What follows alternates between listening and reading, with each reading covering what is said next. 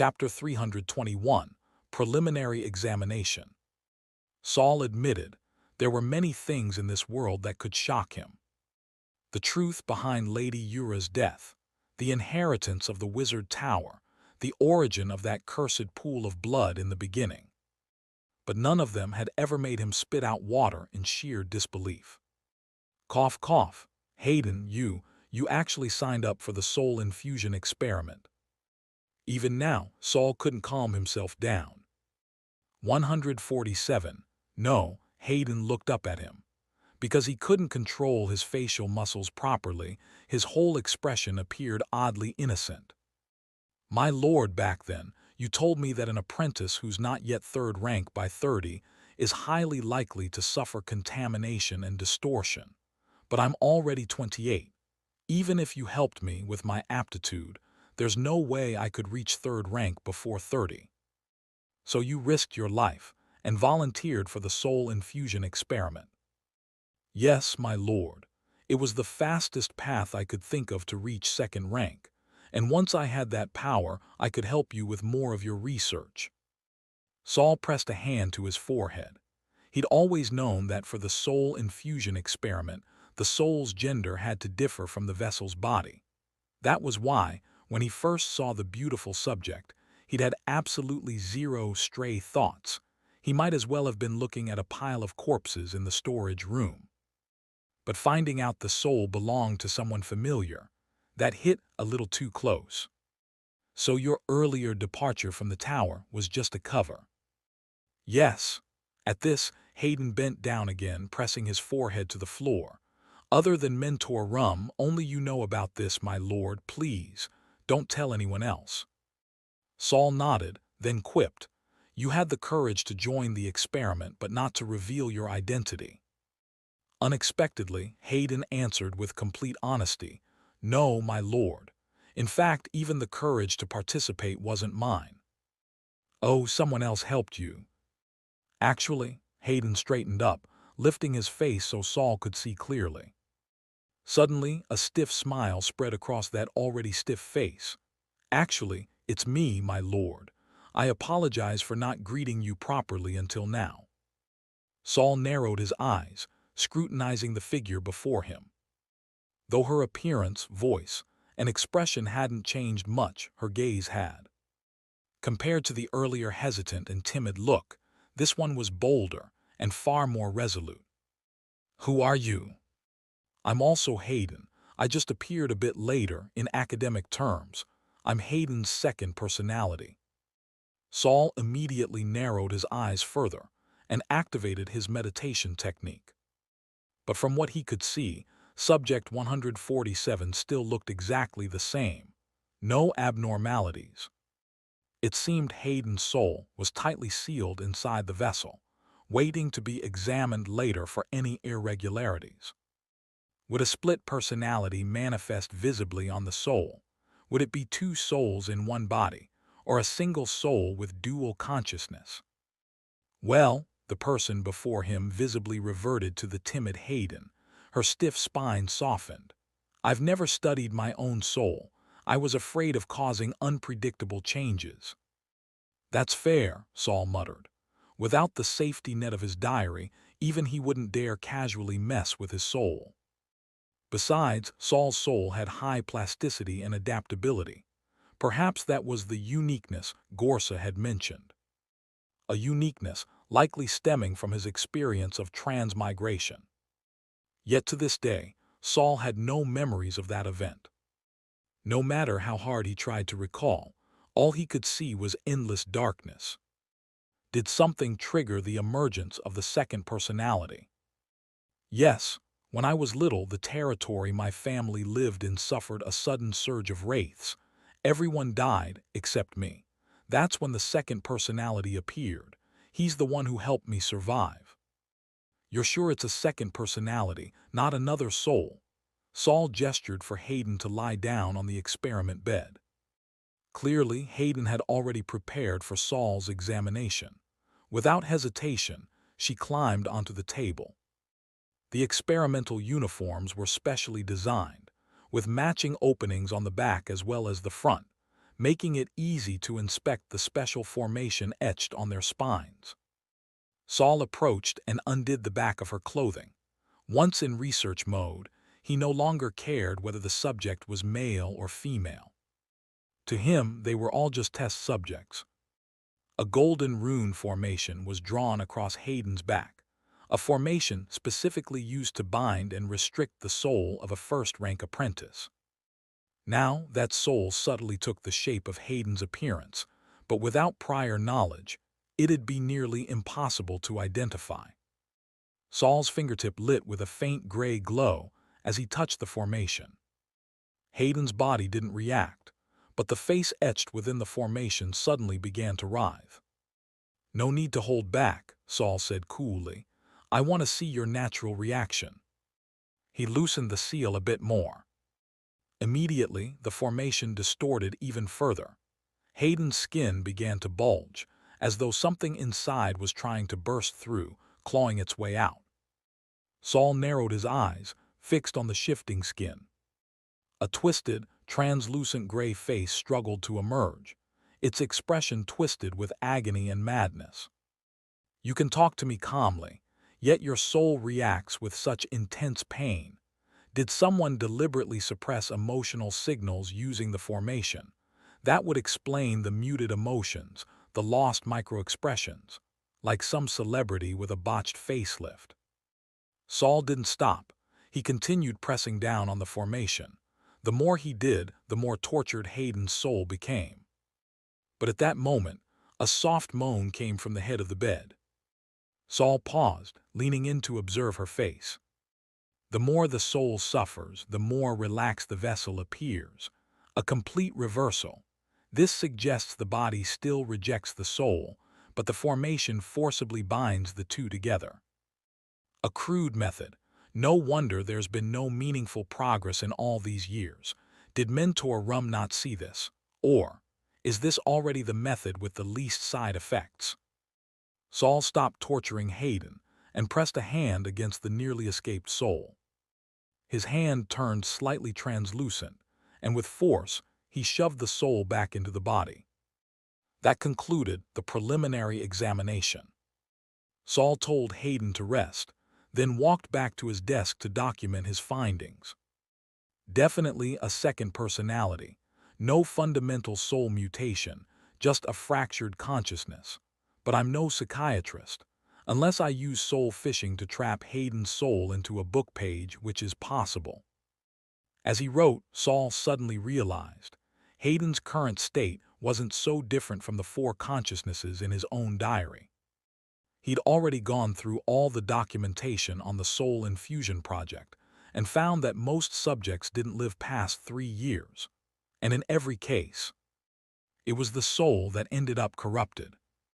Once that happened, Mentor Rum would enlist Kaz and others to help clean up the contamination, purify the vessel, and wait for the next first-rank apprentice desperate enough to volunteer.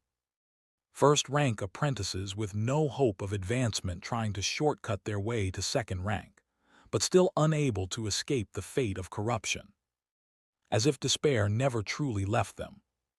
Chapter 322, Gene Hypothesis. The thought of turning Hayden into a black page only flashed briefly through Saul's mind. He wasn't planning to go through with it, at least not for now. Ever since the diary became a locator, Saul's connection to it had grown tighter. He could vaguely sense that the diary placed a ceiling on some of his abilities. Take the black pages, for example. With his current strength, he could only manage one more page. Unless he destroyed one of the previous 4, once he hit full capacity, he'd be unable to absorb any more consciousnesses. Saul was getting along well with the 4 consciousnesses he already had. He wasn't planning to turn any of them into mere experience points. So the selection for the 5th page had to be made with caution. It would either have to be someone like a captured enemy, someone discardable, or a consciousness with a vast store of knowledge. The preliminary tests from the Soul Infusion experiment confirmed for Saul that the physical vessel hadn't lost its rejection response toward foreign souls. That meant the body must possess some sort of mechanism to differentiate between soul types, like an immune system, rejecting anything it is allergic to with violent force.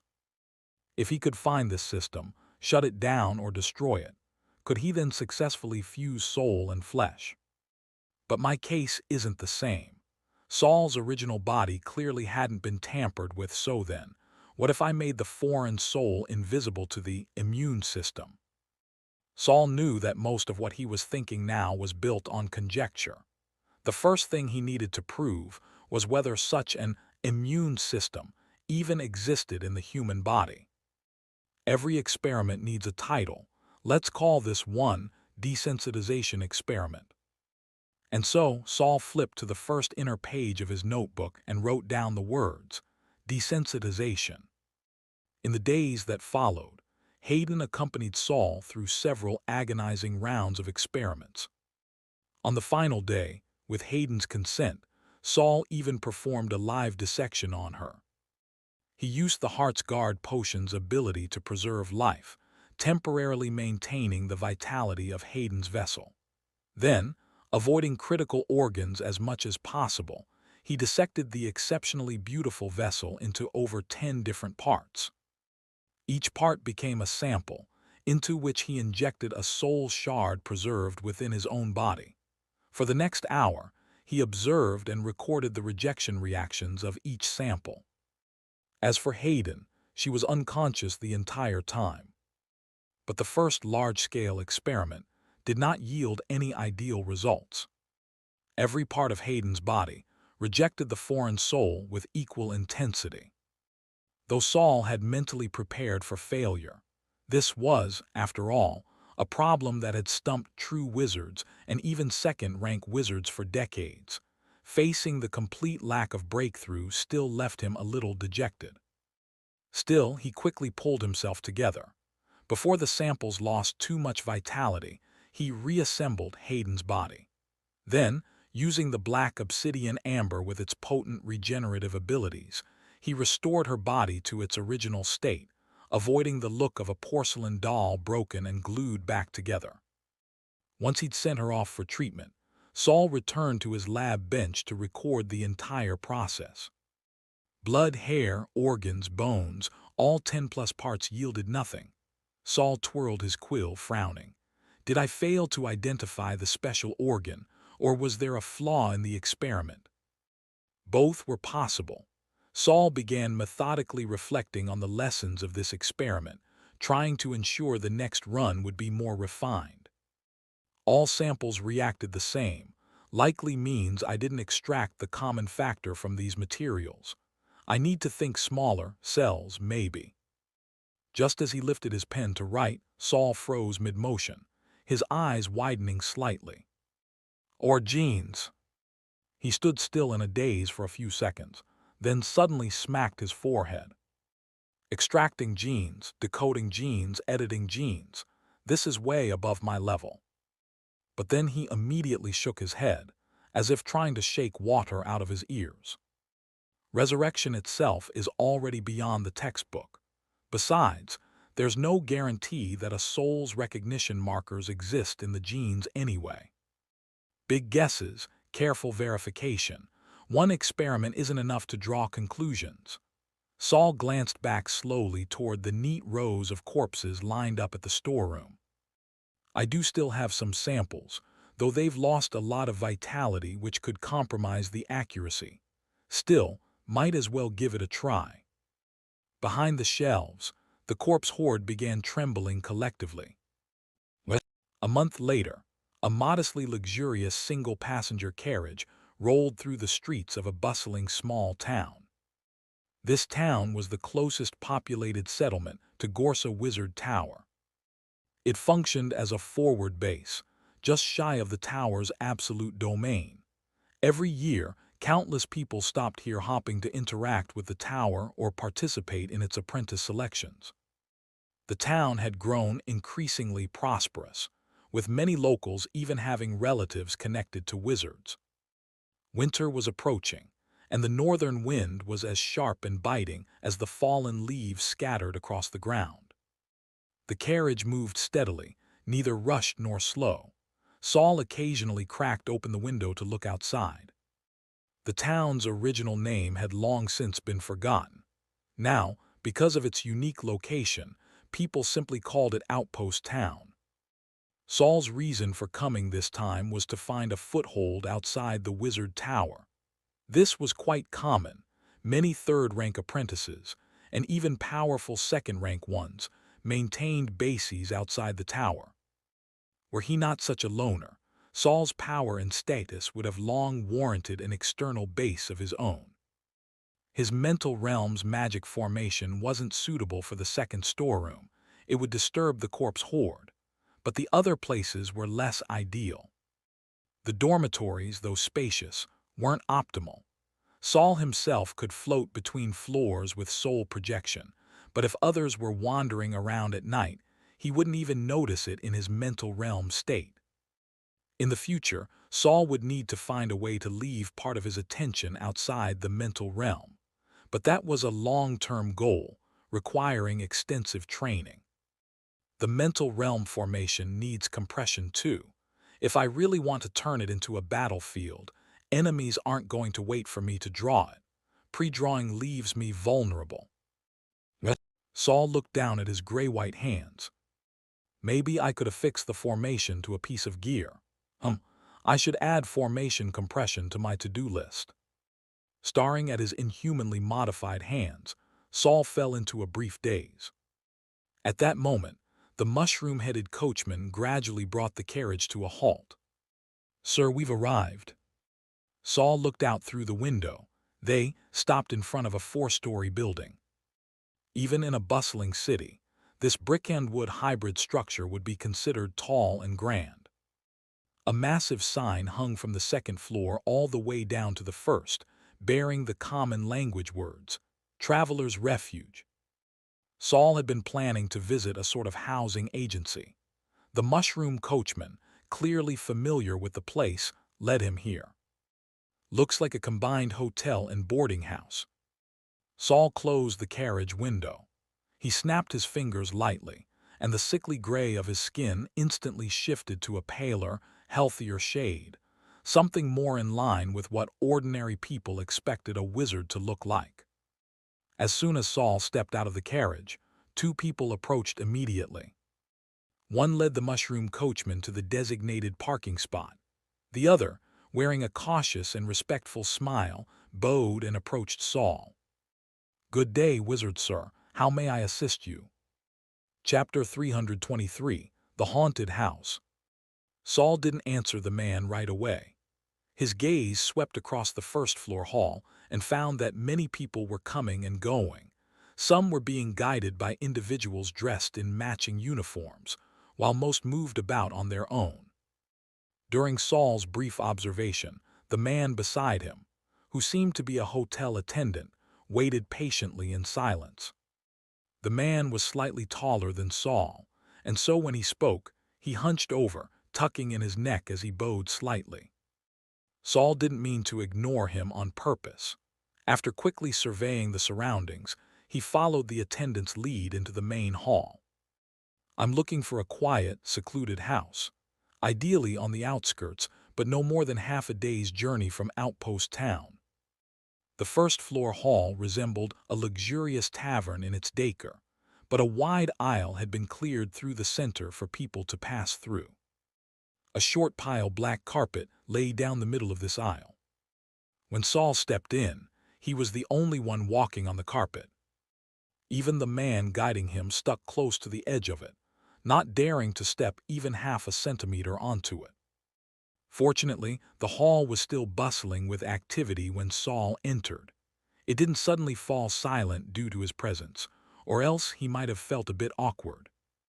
Although he didn't care much for others' stares, he also disliked being treated like some kind of rare treasure.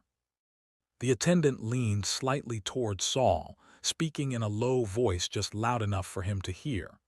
"We have several options that match your request. Please, take a seat in one of our private rooms, and we'll bring you the details shortly." He led Saul to a private booth at the very back of the hall. Once Saul was seated, The man was about to call for refreshments. "No need," Saul stopped him. "I came here because I heard you could meet my request the fastest.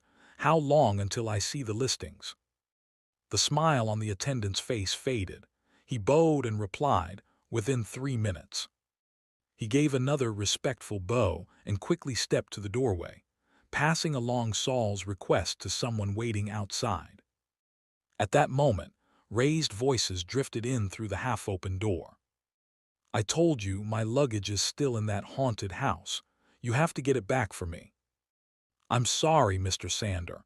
We've already sent people into the property you vacated. There was no sign of your belongings."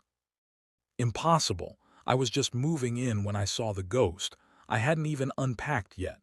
You sold me that place, so you have to take responsibility." "But Mr. Sander, we've already sent 3 teams into that house. You were present for the last inspection. You know there were no ghosts and no luggage." "Then the ghost must have hidden it. I don't care. You have to find my luggage. There's something very important in there. If you've lost it, I'll tell everyone you rent out haunted houses to out-of-towners." "We sympathize with your unfortunate experience, truly.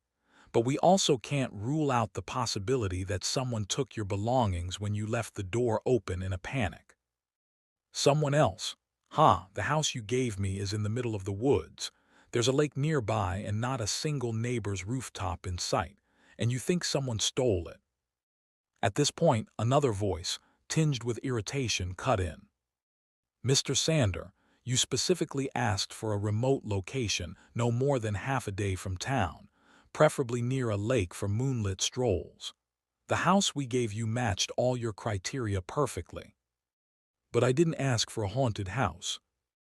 At first, the two voices were kept low, but a wizard's senses are far sharper than an ordinary person, so Saul had no trouble catching every word. Soon, though, the shouting grew louder, enough that everyone in the hall could probably hear. Just then, the attendant returned with a stack of documents, but Saul raised his hand before he could present them. "My lord, I'll have them quieted immediately. If you wish, I can also bring them here to offer an apology. I want the house that Mr. Sander returned. If the paperwork isn't finalized, bring him in too." The attendant blinked but quickly adjusted his expression and bowed. "Of course, my lord." And so within 2 minutes Sander, looking nervous and uncomfortable, sat across from Saul. He had also brought with him the unsigned termination agreement. "My lord," Sander cautiously raised his head, only to immediately drop his gaze when he met Saul's eyes. Saul didn't shy away. His eyes swept over Sander's entire appearance. This man, who seemed like a troublemaker at first glance, was actually a pretty boy. And pretty boy was the perfect term. Because whatever Sander had put on his face, it was just barely more natural than smearing it with flour. Fortunately, he dabbed some blush onto his cheeks to give himself a more human tone. Otherwise, even ghosts wouldn't know which one of them should be scared. He had shoulder-length, softly curled hair. Judging by the lack of reaction from the attendants, Saul guessed this must be a regional fashion. "You said the house you rented was haunted?" Saul asked. "Yes, Lord Wizard," Sander replied, eyes locked on Saul's shoes. "What kind of ghost?" Sander wrung his fingers anxiously. I didn't see it directly." Fearing Saul would think he was lying, he hurried to add, "Even though I didn't see it clearly, there was definitely a ghost in that house. The moment I walked in, the front door slammed shut behind me. I swear my clothes weren't caught on the knob and there wasn't a breeze."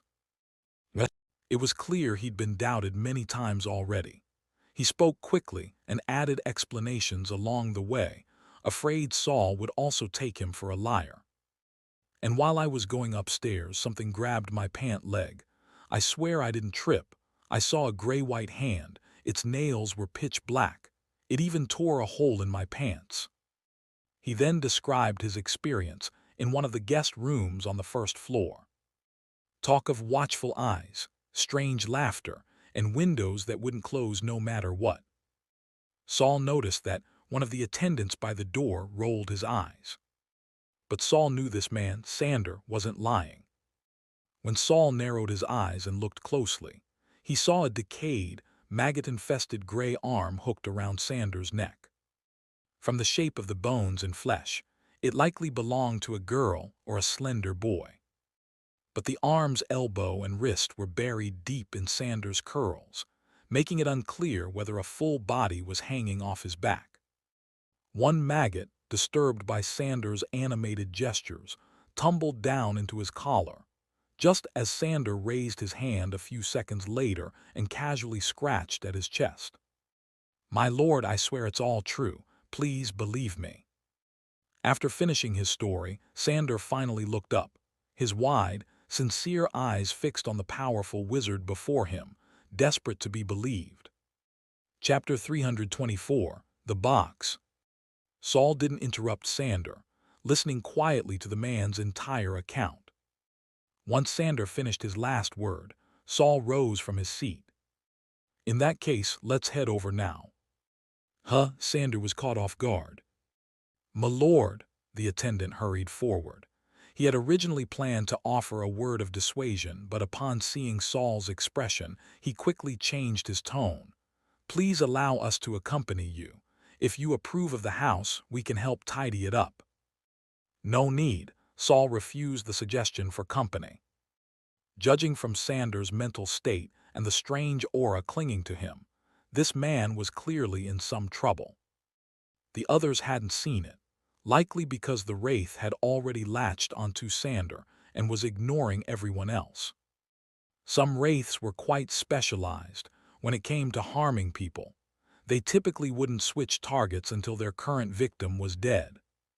Once they killed enough people, gaining soul energy and becoming further corrupted, they could evolve into true wraiths. That seemed to be the lifelong pursuit of many deranged souls. A wraith with awareness would contain no small amount of soul fragments, and with Saul's recent expenditures, he wouldn't mind stocking up. Of course, what mattered even more was that house Sander had mentioned. It happened to meet all of Saul's requirements. He brought Sander to the lakeside cottage using the tower's carriage. This place was even closer to the Wizard Tower than the frontier town, hidden in the forest and difficult to find. No one knew who had built a house in such a secluded place. The structure was made mostly of wood, using local materials, but Saul noticed magic-shaped stone in a few corners. Seems the original builder was a wizard too. Maybe a wizard apprentice who wanted to live in seclusion away from town. Saul walked to the front door and waited as Sander, trembling, climbed down from the carriage. The mushroom driver's pace was incredibly fast. What normally took half a day had been reduced to 2 hours. Never having experienced a life-or-death carriage ride before, Sander had gone pale with fear, but because he was seated opposite a wizard, he didn't dare let out a scream. The moment he stepped off, the previously wilted Sander immediately straightened up, putting on the posture of a noble. His clothes were of decent quality, just old. With no servants in sight and no personal carriage despite living this far out, he looked every bit the fallen noble. "This is the place, my lord." Sander stepped up to help Saul open the door, only to see the lock click open by itself. Startled, he almost cried out, "A ghost!" But Saul had already walked in casually. Only then did Sander remember that, according to rumors, wizards didn't need keys to open doors. He stared at the open doorway and the dark, gloomy hall beyond, hesitating. Sunlight spilled onto the old wooden floor, casting a faint line between light and shadow, as if marking the divide between life and death. Sander clearly didn't want to enter this haunted house. Saul's figure was already merging with the darkness ahead. Coming into a haunted house with a wizard hadn't made him feel safer. If anything, he felt less alive, like the very human warmth surrounding Saul had faded during the carriage ride. Sander's pallor was half from fear of the speed, half from the oppressive aura of the wizard. He could have just waited outside until Saul confirmed the place was safe, then come in to sign the rental or sale agreement. But something flickered in his eyes. Whatever he thought of made him clench his courage and take a step inside. By that time, Saul had already explored the first floor and was heading upstairs. The long-neglected stairs creaked underfoot from years of exposure to lakeside dampness. Saul had found no soul fragments or wraiths on the first floor. Just as the inn's attendant had said, it had been thoroughly cleaned. But according to Sander, the wraith here had already been able to affect physical objects. That meant it had formed and gained some awareness. Ordinary folk could only handle corrupted soul fragments. Dealing with an aware wraith required a wizard. Given how clean the house was, it didn't match the appearance of a haunted place at all. As Saul reached the second floor, he heard footsteps below. Is Sander just coming in now? He glanced down and saw a sneaky figure tiptoeing forward. Saul smiled faintly and continued inspecting the rooms. The second floor was divided into 3 rooms, 2 small, 1 large. Oddly, the bed was installed in the smallest room. Each room had only a tiny air window, as if the original builder preferred darkness and loathed the sun. The largest room was nearly empty, except for a wardrobe missing half a door. But when Saul crouched to take a closer look, he found worn traces on the floor.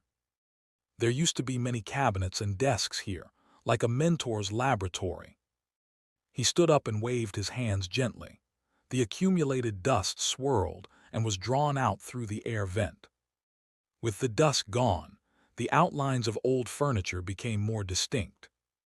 This layout's a lot like Mentor Kaz's lab. That confirms it. The builder was a wizard apprentice. Saul was pleased.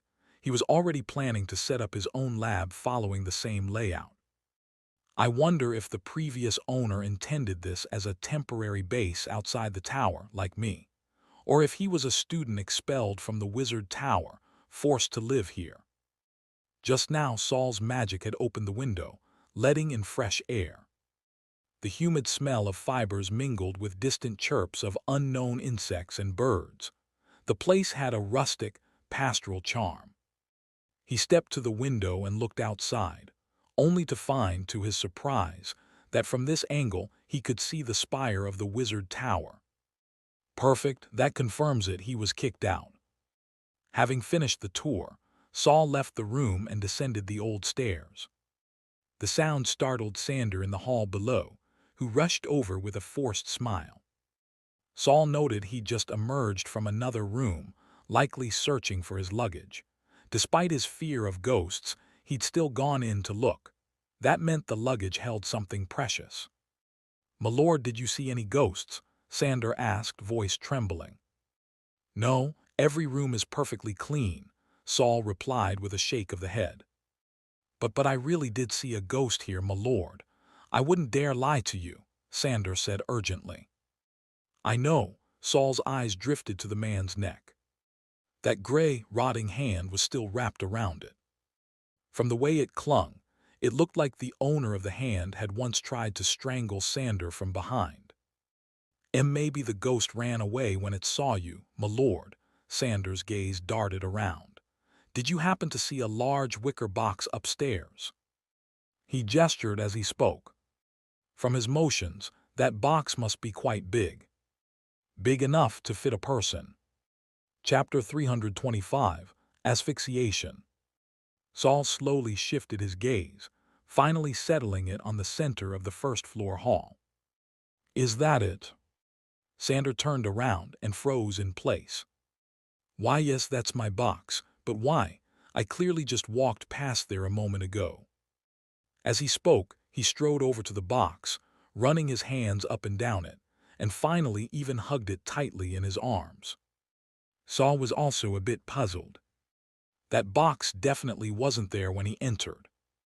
And just now, after inspecting everything thoroughly, he hadn't found any hidden compartments in the floor, nor had he detected any kind of paranormal presence. So how had that box suddenly appeared? Was it the box itself that was unusual, or was there something about this house that he hadn't noticed? Thinking about how this house had once been occupied by an apprentice expelled from the Wizard Tower, and knowing that apprentices under 30 who fail to reach the third rank often mutate, Saul leaned more toward the idea that something was wrong with the house. But when he activated his meditation technique once again, the house still appeared completely clean. What wasn't clean, however, was that half-human height vine-woven box. Ominous gray mist seeped from within, eventually merging with the arm wrapped around Sanders' neck. But what surprised Saul was that the gray mist deliberately avoided Sanders' body, merely swirling around him, almost as if it were afraid of hurting him. Having confirmed that the gray mist was a kind of corpse's resentment, Saul raised an eyebrow. Doesn't seem like it's a murder and hide the body situation like I first thought. He'd originally planned to have Sanders sign an agreement, then send him off with this dangerous vine box. Even if the guy turned out to be a freak who carried corpses around with him, Saul didn't intend to interfere. After all, the arm might even get revenge on Saul's behalf. But now it seemed the corpse's death had more to it than met the eye. A down-and-out man, dragging a corpse around. Even after losing it, he repeatedly came back to this fear-inducing, haunted house to retrieve it. A resentful wraith, tightly clinging to the man before him, yet cautiously keeping its aura from harming him. What exactly was the relationship between Sander and the corpse in the box, or rather, the owner of the arm wrapped around his neck? Saul suddenly felt a flicker of interest. He placed a hand on the stair railing and slowly walked down. "What's your relationship with the person in the box?" Sander, who had been holding the box tenderly, went rigid. He turned and looked at Saul, who was now standing before him. His lips moved as if to speak, but in the end, he simply lowered his head, defeated. "So you saw through it after all, my lord." He reached out with trembling hands, placing them on the straps tightly binding the box, slowly unfastening them. Then he carefully laid the box flat and unclasped the brass buckles. He took a deep breath and suddenly flung the lid open. Saul calmly looked inside.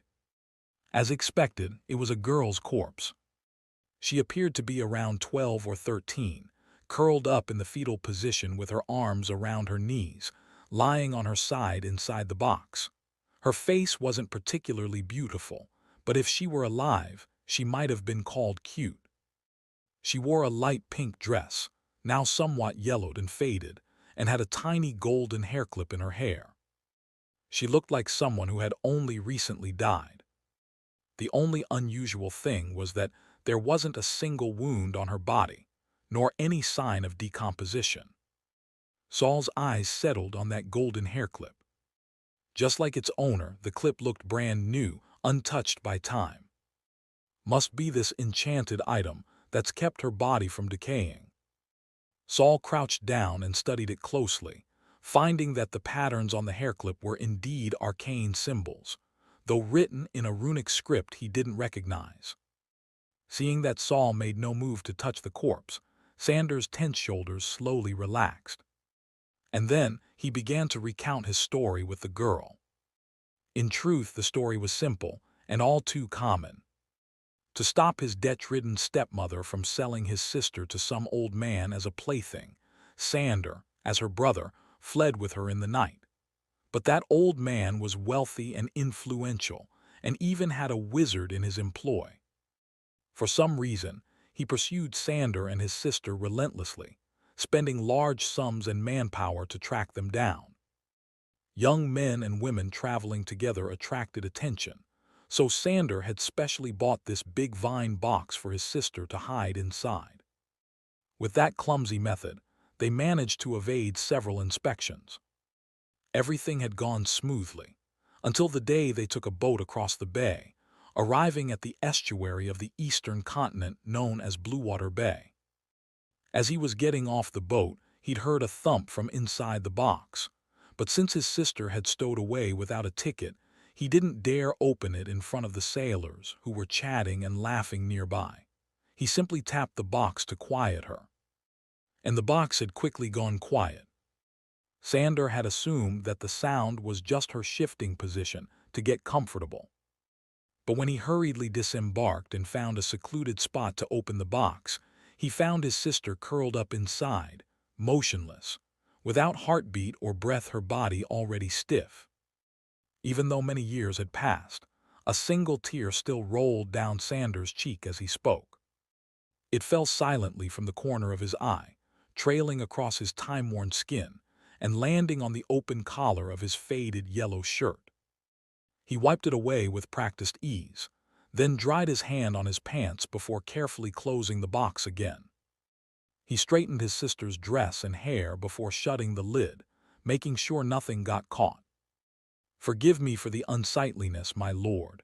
This box may be worthless, but it holds the most precious thing I have."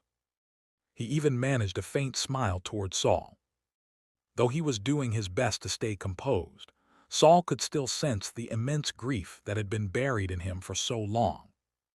Seeing that Saul showed no impatience, Sander couldn't help but continue. "Later I kept thinking, if only I hadn't tried to save that bit of money for her ticket.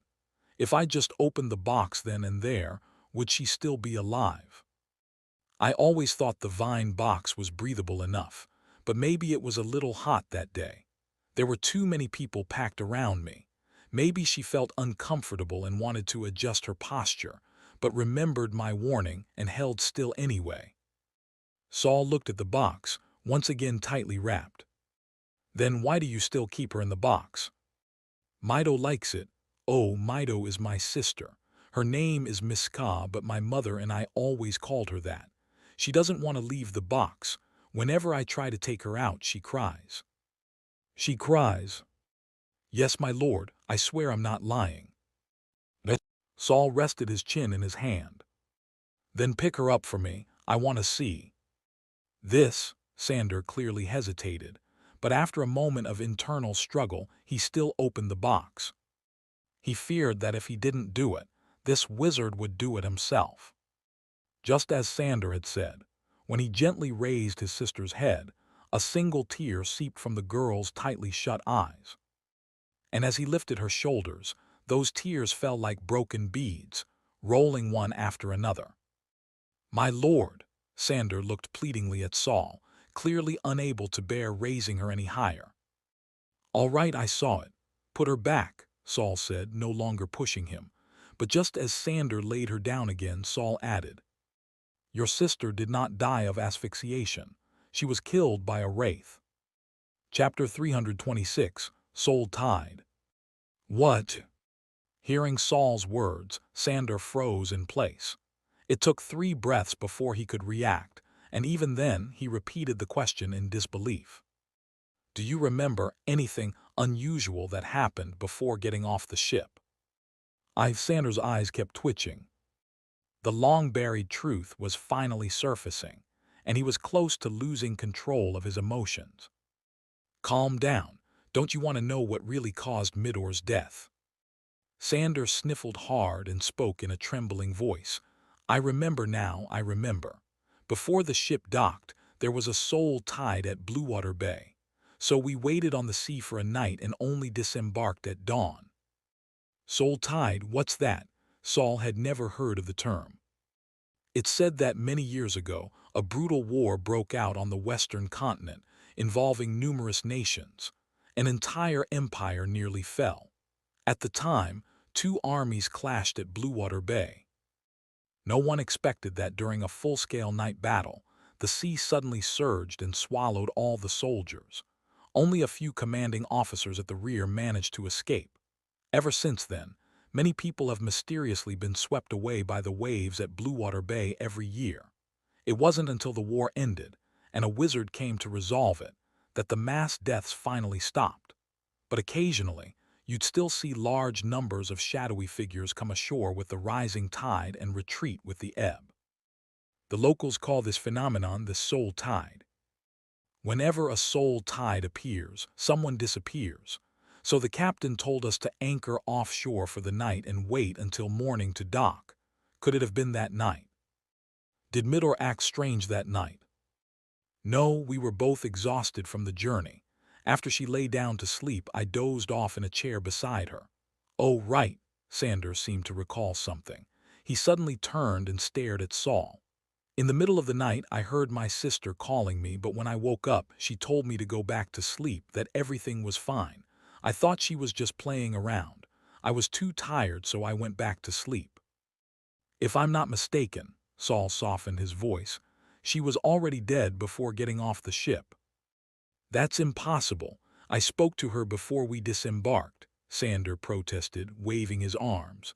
I even saw her crawl into the box with my own eyes. I sealed the box myself. Right now, he looked like a lost child, completely forgetting to show respect to the wizard before him. Maybe what you saw was an illusion, or maybe she still had some remaining consciousness at the time. But if someone suffocates to death, her skin wouldn't be in that state. She wasn't suffocated. Sander stared blankly at his sister. She looked just like she had years ago, as if merely asleep, not dead. Saul lowered his gaze, propping himself up with both hands on his knees as he slowly stood. He said offhandedly, "In any case, you didn't accidentally suffocate her." Sanders snapped his head up. His already dry eyes turned crimson. His lips trembled, but he couldn't say a word. Saul didn't give him the chance either, cutting in directly. "Enough. I've already inspected the house. You've retrieved your missing item. Let's not waste more time. Sign the sublease agreement now." Sander hadn't yet recovered, but nodded fiercely. After repacking the box, the two of them returned to the carriage and signed the agreement. Then Saul asked the mushroom coachman to take Sander back to Outpost Town, while he himself returned to the lakeside cabin. Bluewater Bay. Soul Tide. If that's the case, there should be plenty of soul fragments. With something of that scale, there might even be a few wraiths. Saul closed the door behind him and stepped back into the main hall, the very spot where the box had appeared. I should go there in a few days to replenish my soul energy. Sitting idle and living off what I've saved will turn me into a dried-up husk. At this point, Saul suddenly stomped his foot. But first, I need to deal with the problem inside this house. Are you coming out on your own, or do I have to drag you out? The room remained silent. Saul wasn't in a hurry. A black tentacle extended from the back of his neck, dropped to the floor, and slithered across it like a black python. A trunk appearing out of nowhere. Was it trying to scare us off? Little Algie's head stopped at a corner, then extended upward, slithering along the wall. It went straight, turned at a right angle, went straight again, and then turned once more. Saul walked over and saw little Algie use its body to trace out a square on the wall. All right, so the one controlling the trunk doesn't seem to have a clear consciousness. He didn't find the wraith he thought was hiding here, but he did find a strange passage. Saul touched his nose, an awkward expression flickering by. He recalled little Algie, who was extremely sensitive to the aura of death, and stepped forward to inspect the wall himself. A well-hidden secret chamber. Saul gently brushed the wall with his hand, but didn't feel anything unusual. He closed his eyes, trying to recall the size of the cabin from the outside. There is a hidden room, but it should be small. What's being hidden inside? His hand on the wall gradually turned translucent, and his fingers suddenly passed through the wooden surface. But he didn't reach in. He withdrew his hand quickly. For a moment, the vague image of a gray-white tentacle turned into a human hand as it came out. There's nothing inside, not even a defensive spell. After a brief exploration, Saul traced the square little Algie had marked. Magic flowed from his fingertips and turned into a black touch of torment. Its corrosive power quickly broke through the formation on the wall, revealing a hidden door. Saul opened it, only to see another formation inscribed behind it. What a complicated formation! Even a glance made Saul dizzy. despite his current level of mental strength. But as soon as he began channeling his meditation method, the dizziness lessened. Then, opening his diary, the mental backlash disappeared completely. This formation focuses on concealing fluctuations. The formulas used, I've never seen them before. What was the previous owner of this house trying to hide? Saul stepped inside and found a layer of dust had already settled. He used magic to remove it, and finally revealed a pattern on the floor that had been sealed away for who knows how many years.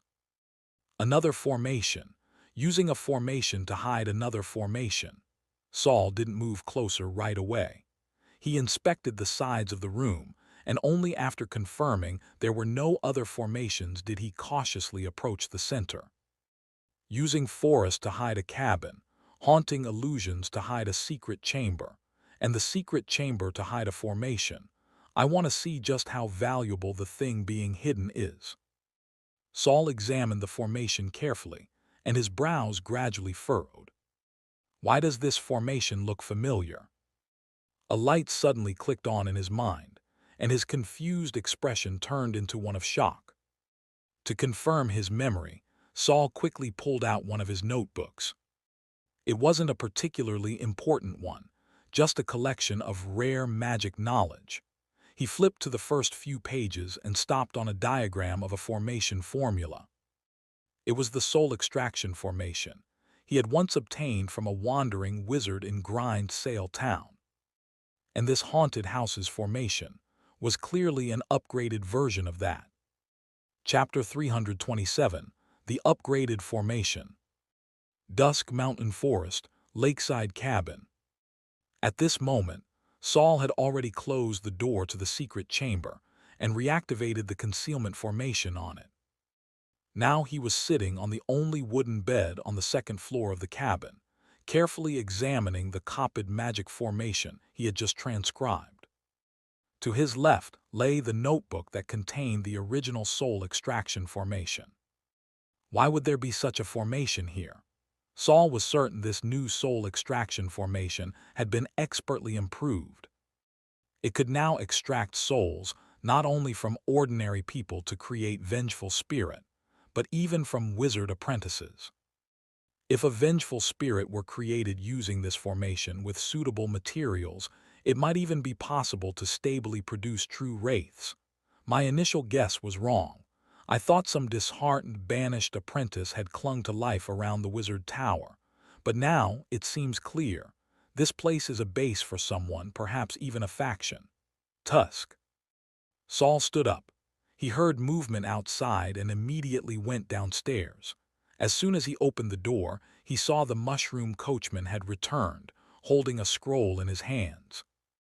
Upon seeing Saul, the coachman said immediately, "My lord, I brought the contract." Saul took the scroll and unrolled it. It contained no identifying information. There wasn't even a name. The House of Wayfarers hadn't recorded any of his details, only that whoever held the scroll was the long-term tenant of the house. Of course, mundane contracts held no binding power over wizards, and the House of Wayfarers clearly understood this, so they never attempted to verify a wizard's identity. And since most wizards weren't short on money, their leases typically lasted 10 years. After 10 years, if the wizard was still around, someone would come to renew or terminate the contract. After reading it, Saul nodded in satisfaction and told the coachman, "Go find a place to stay in town. Just come by every 3 days with food." The mushroom coachman looked up, cautiously saying, "My lord, I can stay in the carriage. That way, if you need anything, I'll be right here." But Saul shook his head firmly. "No, the experiments I'm doing here could easily hurt you by accident." The coachman didn't argue further. He nodded neatly and, seeing Saul had no other orders, left with his carriage. What Saul didn't know was that the coachman hadn't actually gone to the outpost town. Instead, he settled down in an uninhabited forest about a mile away. He even planted a few white mushrooms nearby. Though he was originally just an ordinary person, After several trips to the Black Castle forest, the influence of magic power had slowly started pulling him beyond the bounds of normal humanity. Saul, scroll still in hand, walked back into the house and casually tossed it into a corner. For a brief moment, he had considered leaving, fleeing even. There might be many hidden troubles lurking in this abandoned lakeside cabin. But after seeing the scroll, Saul changed his mind. He knew the hidden formation beneath the cabin was an upgraded version of the one in Grind Sail Town, and this formation had been obtained years ago by the wandering apprentice Sherry. After that, Sherry began using living young women to create vengeful spirit in a desperate attempt to advance. But clearly, someone had deceived him. Saul suspected the person who misled Sherry was the creator of this formation. That person had probably told Sherry the formation could help him ascend to second rank, just to use him as a test subject for the formation's effectiveness. Saul took out the improved soul extraction formation again. The person behind all this likely discovered flaws through Sherry's experiments and then modified it. But there's one thing that's odd. This improved formation, while capable of extracting souls from wizard apprentices, is so inefficient in terms of material cost that it's not even as good as the original. Could it be that the improved version was abandoned because the cost outweighed the gain? Whether it was truly abandoned or merely left as a cover, Saul planned to act as though he hadn't discovered anything, to see if someone would sneak back. So for the next 2 days, Saul didn't begin any experiments. Instead, he had little Algie reestablish a branch in the lakeside cabin. He also set up a defensive magic formation, making it look like he was settling in for the long haul. Meanwhile, during its subterranean exploration, little Algie burrowed into the nearby lake. Though it looked shallow, the lake was actually quite deep and seemed connected to some underground waterway. At the very bottom, little Algie dragged out several corpses, including the remains of 2 wizard apprentices. This confirmed that someone had used the formation in the lakeside cabin to extract the souls of apprentices. While little Algie was expanding its territory, Saul was also preparing for his own experiment. He reassembled the mental realm formation in the largest room on the 2nd floor of the cabin. After 2 days of renovations, the new lab now featured a desk, chairs, and several cabinets lining the walls. Some of these Saul had asked the mushroom coachman to purchase from town. Others he crafted himself using local materials, with little Algie assembling them. Now the mental realm formation was ready. The new experiment could begin. Saul stood at the center of the formation and took out a vial of potion. This is the last of the grinding sound fruit extract. If I can't find more or a substitute, the mental battlefield research will have to pause. He raised his head and downed the potion. Within the mental realm, the familiar sight returned, an endless black starry sky surrounding a vast circular platform. 4 souls emerged from the diary in Saul's hand, landing before him and bowing in unison. "My lord, 4." Each one performed a different gesture of respect. Saul's emotions had long been pressed to their limits. Expressionless, he let them pay their respects. After this, the mental realm formation may be unusable for a long time. The 4 souls wore 4 different expressions. Saul ignored their moods and swept his icy gaze across them. "So this time, I will attempt to bring one of you out." "Bring one out," Agu's eyes lit up.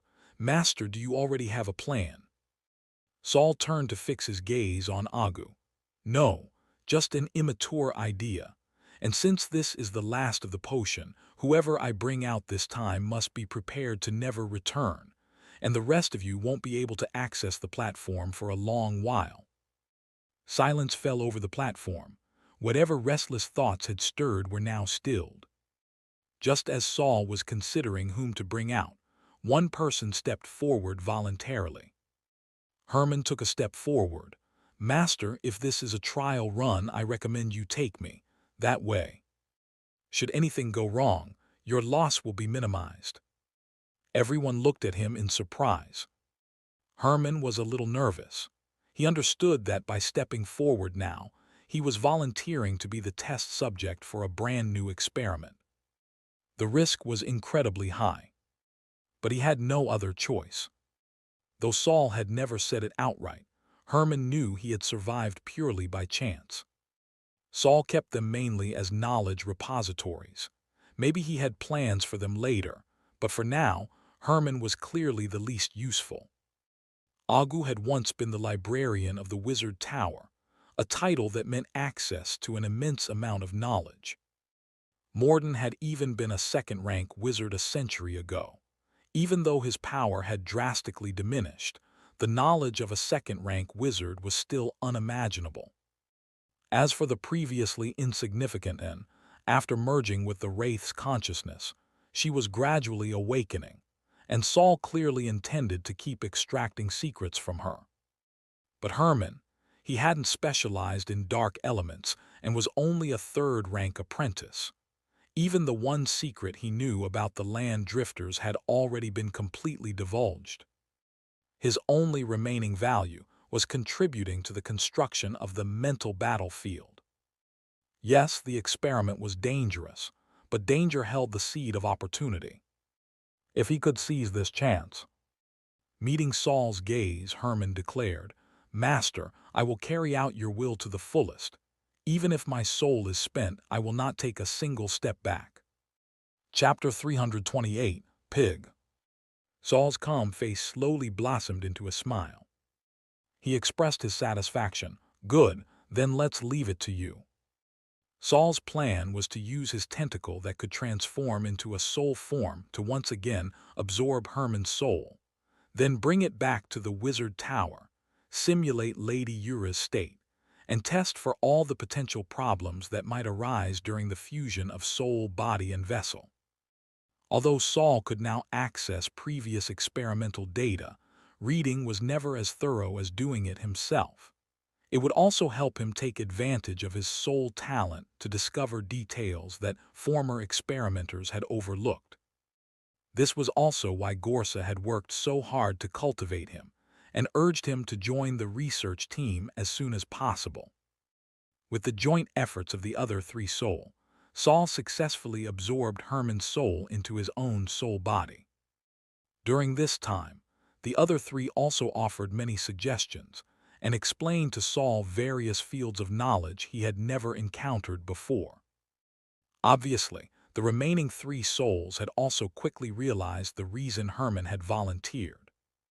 After Saul had resolutely abandoned the fifth black page last time, they'd vaguely sensed that he couldn't create the pages infinitely.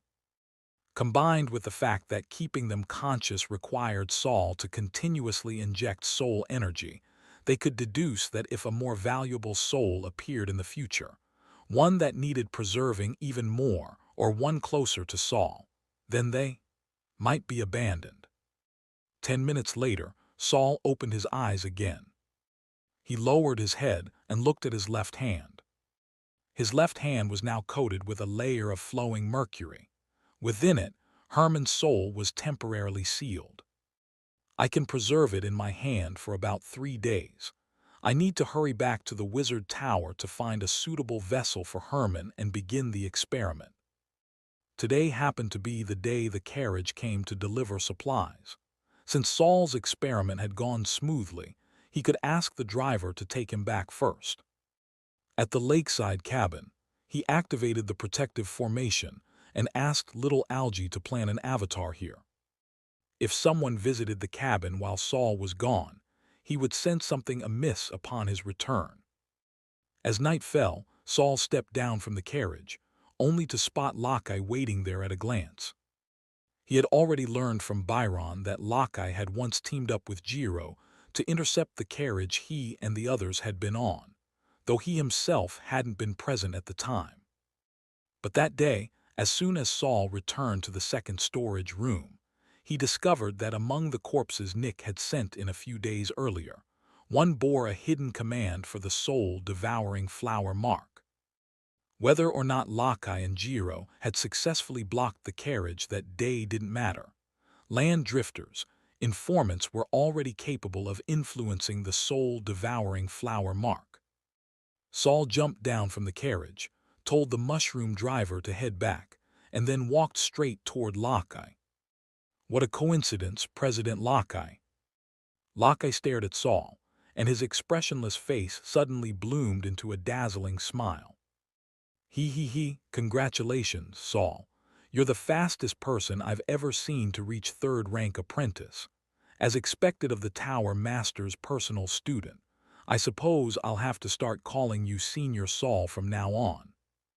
No need, just call me Saul, Saul replied with a polite smile.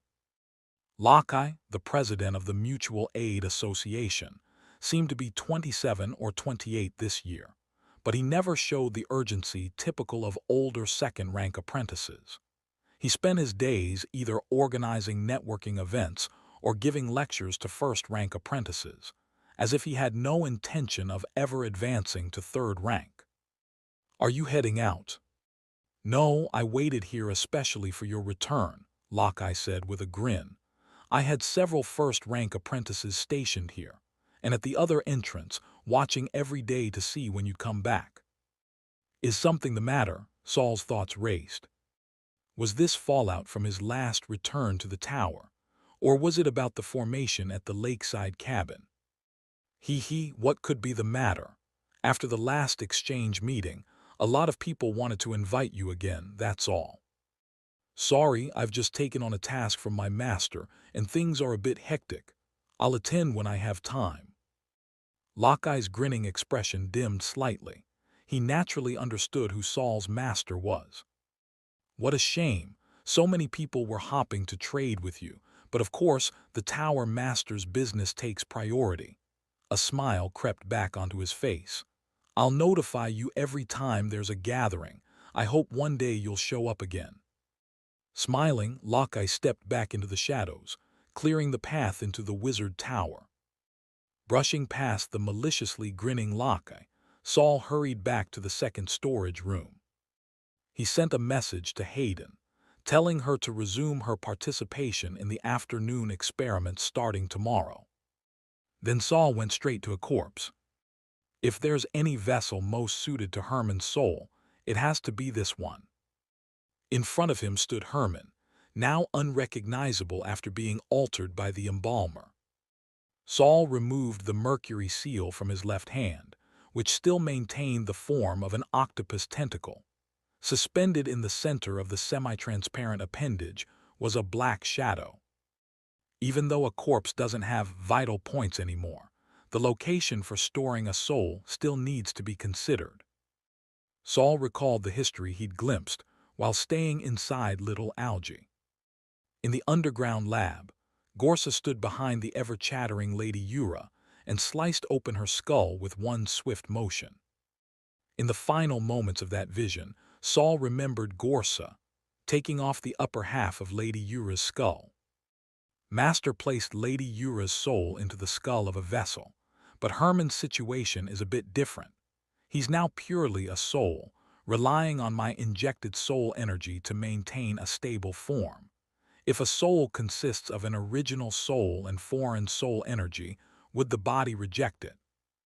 With that in mind, Saul reached toward Herman's corpse, specifically the chest.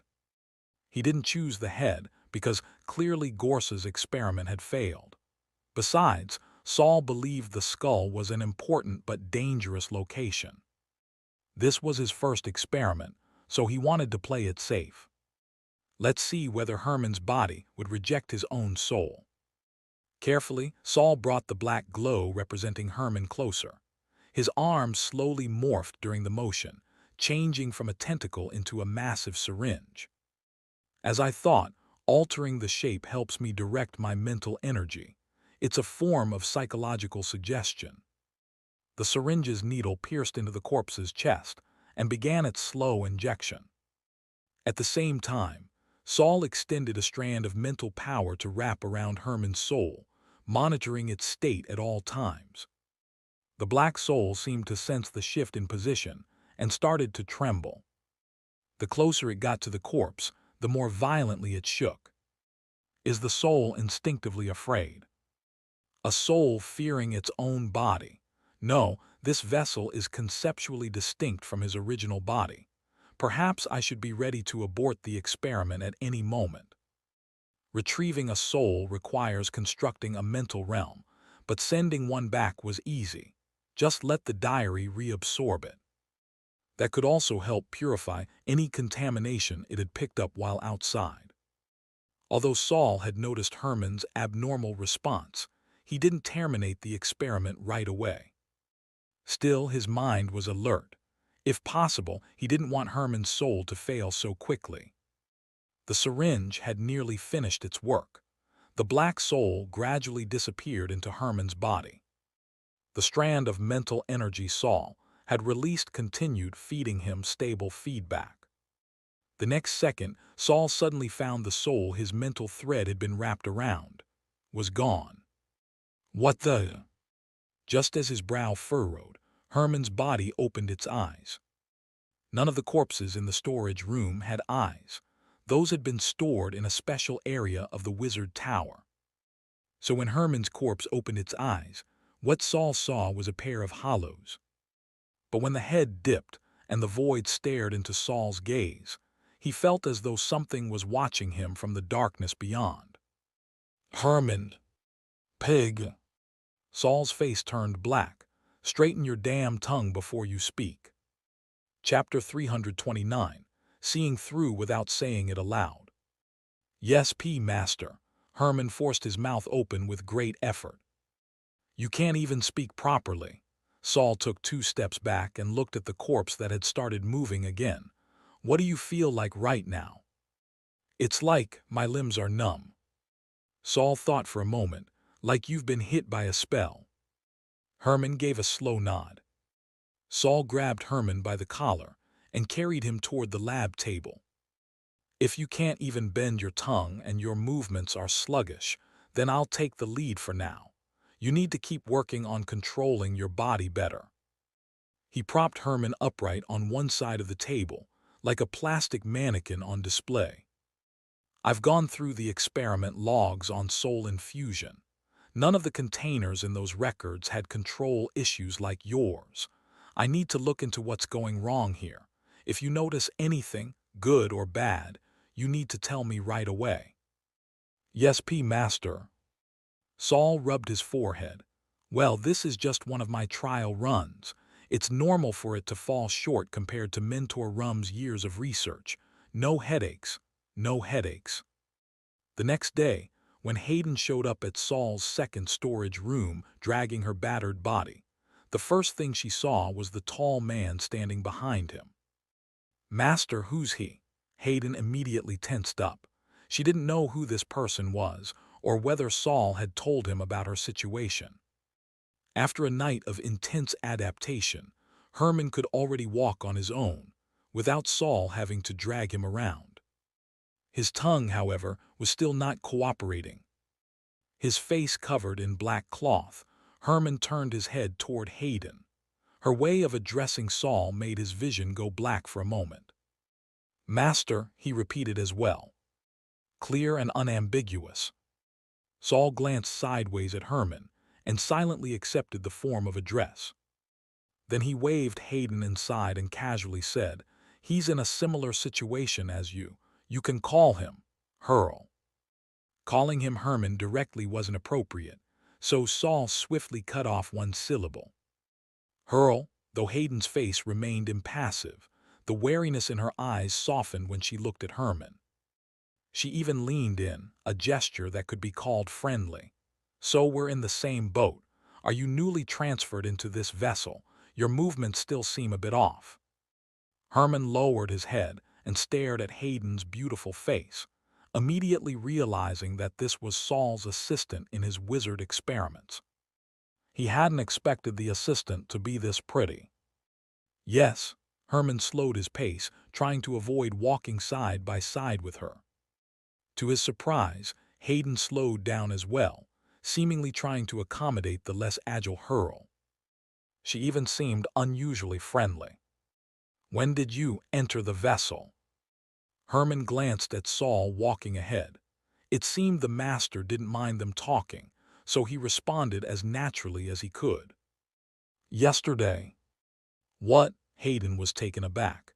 You adapted that fast. For the first 3 days after I entered my vessel, I couldn't even move.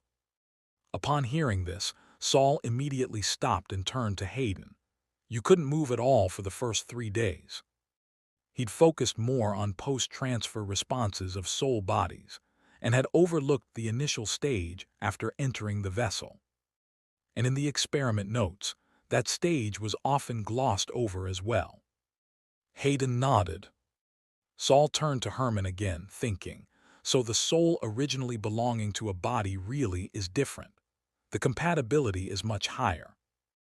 Once inside the storage room, Saul immediately began recording the states of both subjects. He found that while Hayden was better than Herman in nearly every respect, she had been in her body for nearly a month, whereas it was only Herman's second day. By comparison, Herman had actually surpassed her in several areas. So, even though it's technically a corpse now, the flesh still has strong compatibility with its original soul, and the original body doesn't necessarily require the soul to be of the opposite sex. As Saul watched the two continue testing their responses in the lab, he pondered. Then he noticed something odd. Hayden kept subtly looking after Herman, like a cold beauty suddenly pampering a blank-faced paraplegic. Saul suddenly understood and chuckled quietly. So our reclusive Hayden, always holed up in the corpse chamber, reacts like this around the opposite sex. But Saul had misunderstood her. Hayden's quiet attention toward Herman wasn't just due to mistaking her for a woman. There was another crucial reason. She thought they shared the same burden. She believed she could relate to Hurl's awkwardness, but instead of pointing it out, she chose to quietly offer comfort through her actions. See, I know you were originally a woman. Actually, I'm not really a woman either. What she didn't know was, Herman really was a man. Hopefully, she'd never find out. On the 5th day after Herman returned to his own body, Hayden took a day off to return to Mentor Rum for a restabilization of her vessel-body connection. So Saul decided it was time for Herman's next experiment, transferring into another corpse vessel. After making all the necessary preparations, Saul warned Herman carefully, when you enter a body that's not your own, you'll likely feel strong rejection. Don't resist it, but if you sense signs of contamination or mutation, report immediately. Yes, Herman replied instantly. Then after a pause he added in a soft voice, Master. Saul chuckled lightly and began taking notes. Roughly 7 days before the tongue, being a distal organ, can be flexibly controlled. Then began the soul transfer experiment. Saul used a magic formation designed for soul locking and energy containment to trap himself, Herman, and 2 other corpses within it. Then, using his own arm, capable of absorbing and expelling soul matter, he first extracted Herman's soul into his arm. During this process, he noticed the vessel hadn't developed any adhesive traits.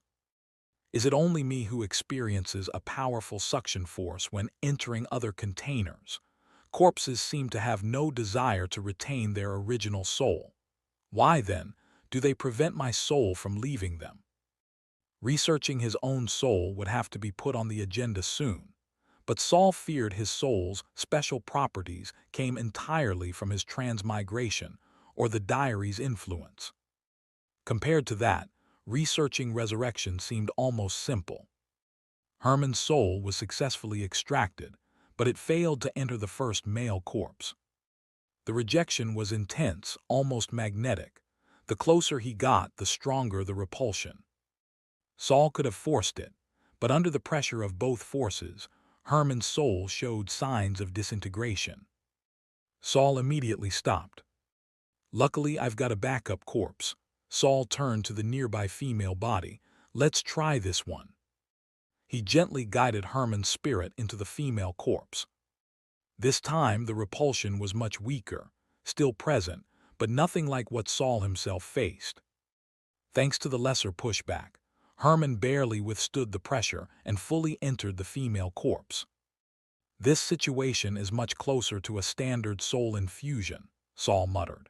He didn't look pleased, though, just flipped over a sand glass he'd prepared earlier to start timing. Chapter 330, Courting Death. Blue sand trickled down grain by grain from the top of the hourglass. Throughout the process, Saul carefully observed the threads of mental power wrapped around Herman's soul, while using his unique semi-immersive meditation technique to monitor other changes in the female corpse. After about 10 minutes, Herman seemed to have completed the fusion and controlled the corpse to open its eyes. "How do you feel now?" Saul picked up pen and paper, just about to record Herman's response. But in the very next second, Herman suddenly opened his mouth wide. The sound was piercing, shrill beyond belief. Its frequency was so abnormally high that it instantly surpassed the range of human hearing. Yet Saul could still hear the shriek with his heightened mental perception. "Something's wrong." Saul gritted through the sensation of invisible blades scraping against his skull and reached out a tentacle toward the female corpse, intending to extract Herman. But the moment his tentacle touched the body, a long-lost voice, like it had broken through some barrier, suddenly pierced into his mind from the outside. "Kill Emmy, kill Emmy, kill Emmy." Saul felt like an enormous hammer smashed into his head. His skull vibrated violently like a struck tuning fork. His mental will was instantly overwhelmed. In the final moment, it was purely on instinct that Saul managed to extract Herman's soul. Then his eyes rolled back, and he passed out cold. Darkness descended. "Russell." Someone lightly turned a page. "That won't do, Brother Saul." "Who?" Saul's eyes snapped open. Above him stretched a clear, cloudless blue sky. A gentle breeze brushed his skin like sprouting blades of grass.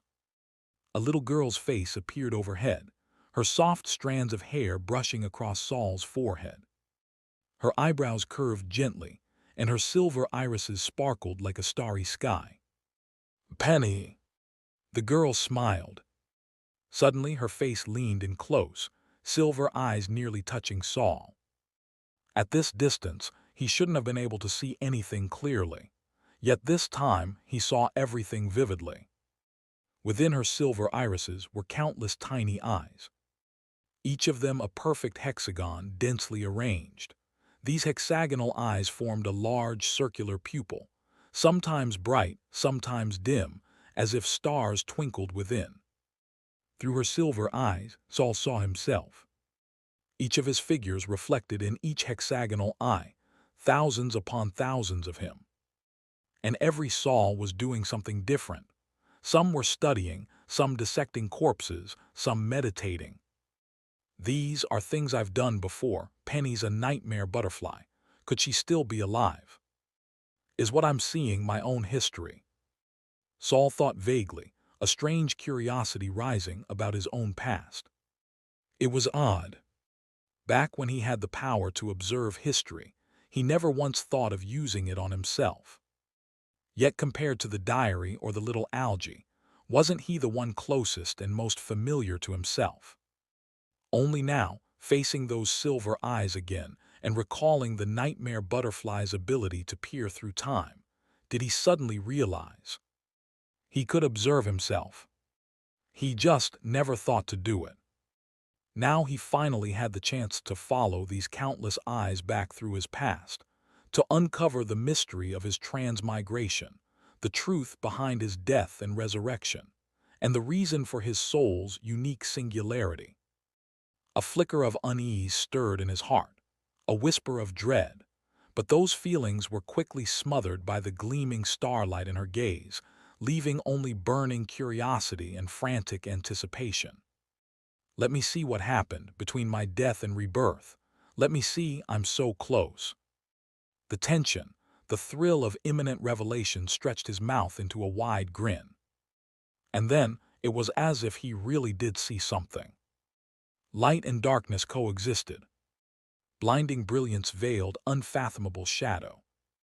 "Closer, just a little closer," he whispered. Light began to warp.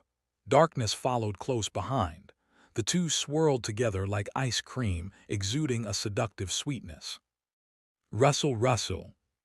Saul heard the flutter of turning pages, but the syrupy sweetness quickly drowned out the sound. Closer, closer, his voice grew wild. Change. Suddenly, a wretched, agonized scream shattered Saul's trance. He snapped awake, saw the little girl above had staggered away. She clutched her temples, face twisted in utter torment. Black pus streamed from her tightly shut eyes. Brother Saul, I was wrong, it hurts so much. Penny, with her silver eyes, collapsed in pain. Saul turned and watched her thrash across the grass. The once soft, pale green blades suddenly turned black and rigid, transforming into sharp spears that slashed at the rolling girl without mercy. Black slime gushed from her wounds, soaking the ground. Saul watched as her flesh was slowly shredded, until she finally rolled to a stop, barely twitching. Her face turned toward him, hair tangled over her features, revealing only one eye. That eyelid was deeply sunken, as if something behind it had melted into pus and dripped out through the socket. "Penny," Saul called softly, a tinge of sorrow in his voice. Boom! All sound halted. Time itself seemed to pause, her hair, her clothes, frozen in midair. Saul felt a wave of fatigue. He slowly closed his eyes. "What? Yawn." Before his eyes opened, a huge yawn escaped his mouth. He stretched his limbs wide, enjoying the sensation of muscles pulling taut. With one hand in his hair and the other pushing off the ground, Saul sat up. "Felt like I had a dream," he murmured, rubbing his bleary eyes. Only then did he realize he was lying on the floor. "Why am I on the ground? Did I sleepwalk?" But in the next second, blurry memories slowly sharpened, his face darkening as they did. He lowered his head and asked his left hand, "Herman, how are you?" In his transparent palm, a dark mass pulsed faintly, but it looked much more scattered than before the experiment. As Saul watched, the shadow expanded a little. That wasn't good. Without hesitation, he commanded the diary to retract Herman's soul. The shadow vanished instantly from his palm. Saul sighed. They had a few more experiments lined up, but that last entry into the female corpse triggered something. He must have accidentally provoked a lingering grudge inside the wizard tower. But what happened after that was even stranger. Why did I dream about the nightmare butterfly Penny? She even did something to me. Saul jolted upright. Why would I dream about Penny? Ever since becoming a wizard apprentice, he'd rarely dreamt, and each dream had meaning. After reaching third rank, he hadn't dreamt once. But now, after fainting, he dreamt of a nightmare butterfly and met Penny in the dream. That couldn't be a good sign. Saul rushed past the three corpses nearby and dashed toward the back of the shelves, where he had sealed the nightmare butterfly's cocoon. But when he arrived, the test tube that once held the eye-shaped cocoon was empty. Chapter 331, Little Butterfly. The nightmare butterfly hatched. Saul forced himself to calm down, trying to recall the dream he just had. If that nightmare butterfly really hatched inside my dream, then its ending wasn't very good. But it called me Brother Saul. Why would it call me that? Penny clearly died in Grindsail Town. He remembered that at the end of the dream, Penny had seemed to be calling out to him for help. He had originally intended to observe his own history. He must have glimpsed something astonishing. After that, everything went blank. When he opened his eyes, he thought it had all just been a long, beautiful dream. Could that really have been Penny in my dream? Saul took a test tube from the shelf. The glass was completely intact. His fingers unconsciously tightened around it until a groaning creak came from the glass. Then he abruptly loosened his grip. Maybe it's time to take a look at the notes I got from Haywood. Back then, in exchange for retrieving Heidi, the curse parasitizing Haywood, or rather his sister, Saul had obtained Haywood's research on the nightmare butterfly. But due to Haywood's warnings and Saul's own apprehension about the nightmare butterfly, he had never opened it. Now that the cocoon was missing, very likely already hatched, he could wait no longer. Gripping the test tube, he walked straight to the other end of the storage room and retrieved Haywood's nightmare butterfly research notes. But once he had them in hand, he didn't open them immediately. Instead, he returned to the lab bench and performed a round of meditation to check his mental state. Looking back now, when I tried to examine my own history, I must have been contaminated somehow. I even heard the sound of pages flipping, must have been the diary trying to warn me. And I didn't even react at the time, so that's what it means to go beyond the safety range of the locator. Like stepping beyond the platform extended by the glass window. After meditating for an hour, Saul confirmed his mental body was stable. The contamination he'd suffered in the dream hadn't passed into his waking self. When he opened his eyes, his expression was strange. It seems all the influence I suffered in the dream was absorbed by the nightmare butterfly. Did it die directly in my dream? But speculating wouldn't help. Saul solemnly opened the notebook before him. A single sentence was written on the title page. This is a dream one can never wake from. 10 minutes later, Saul closed the book. The nightmare butterfly really does hatch in dreams, but this historical reenactment Haywood mentioned, something about that feels off. He hadn't finished reading the entire notebook. Because after just a few pages, Saul began to feel drowsy. It was unnatural. He had just woken up, and his mental energy had been fully restored after a solid hour of meditation. So he immediately set the book down and meditated again to stabilize himself. Just as I thought, reading this requires extreme caution. Saul carefully put the notebook away. If what the book said was true, then the nightmare butterfly egg had indeed hatched inside his dream. I sealed the egg. It showed no signs of hatching before. Why did it suddenly hatch right after I came back? Did Penny do something to me? The nightmare butterfly's power had clearly grown beyond Saul's ability to control. But because of the sudden shift in the dream's ending, Saul didn't immediately report the matter to the Tower Master. And the diary hadn't issued a warning either. Wait, the diary. The dark red hardcover book responded immediately. Its pages flipped past lavish golden sheets, then white ones, then mottled black ones, all the way to the back cover. This is, Saul stared in surprise at what had appeared in the book. It wasn't a page anymore, it was a bookmark. A silver, hollow-carved butterfly bookmark. Just as Saul reached out with his consciousness to touch it, the bookmark suddenly vanished. What? Before Saul could search for it, he suddenly saw a silver butterfly appear in his field of vision. As if the bookmark had come alive. But when he reached out to touch it, he felt only empty air. He frowned at once, a faint black light rising from his palm. With a flick, it shot toward the butterfly. It was one of Saul's first-rank spells, Ray of Negative Energy.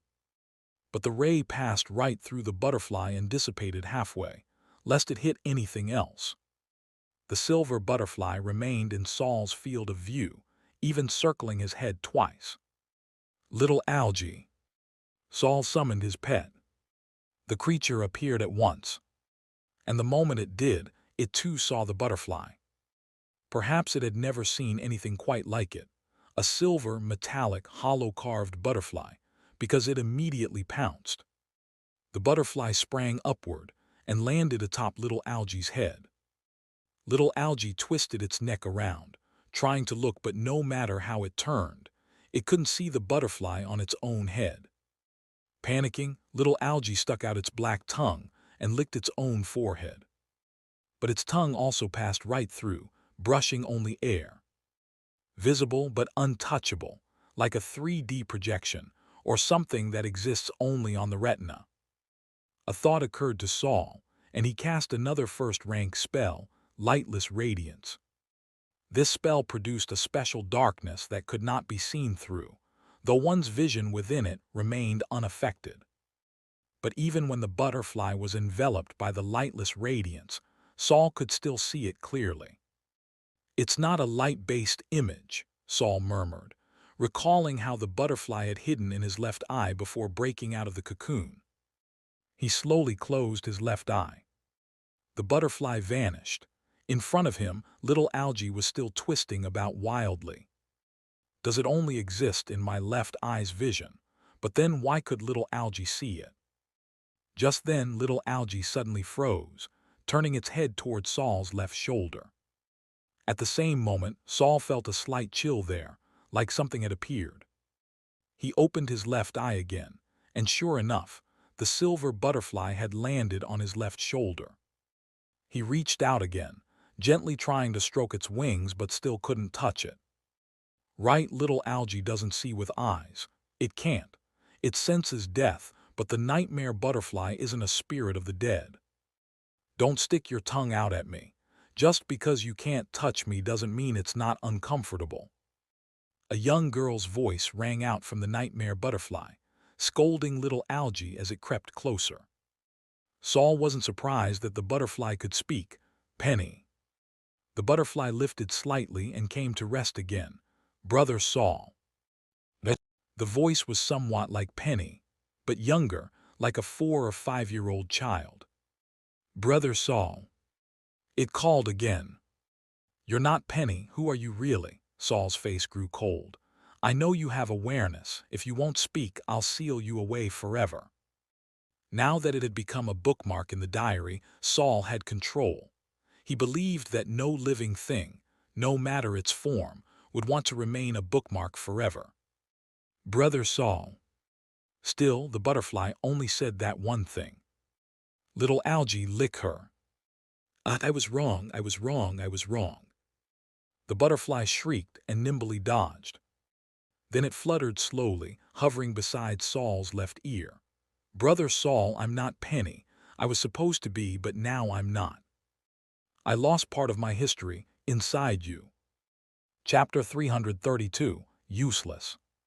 Saul spent the entire night asking the nightmare butterfly questions and intermittently reading the notes, finally gaining a rough understanding of her current condition.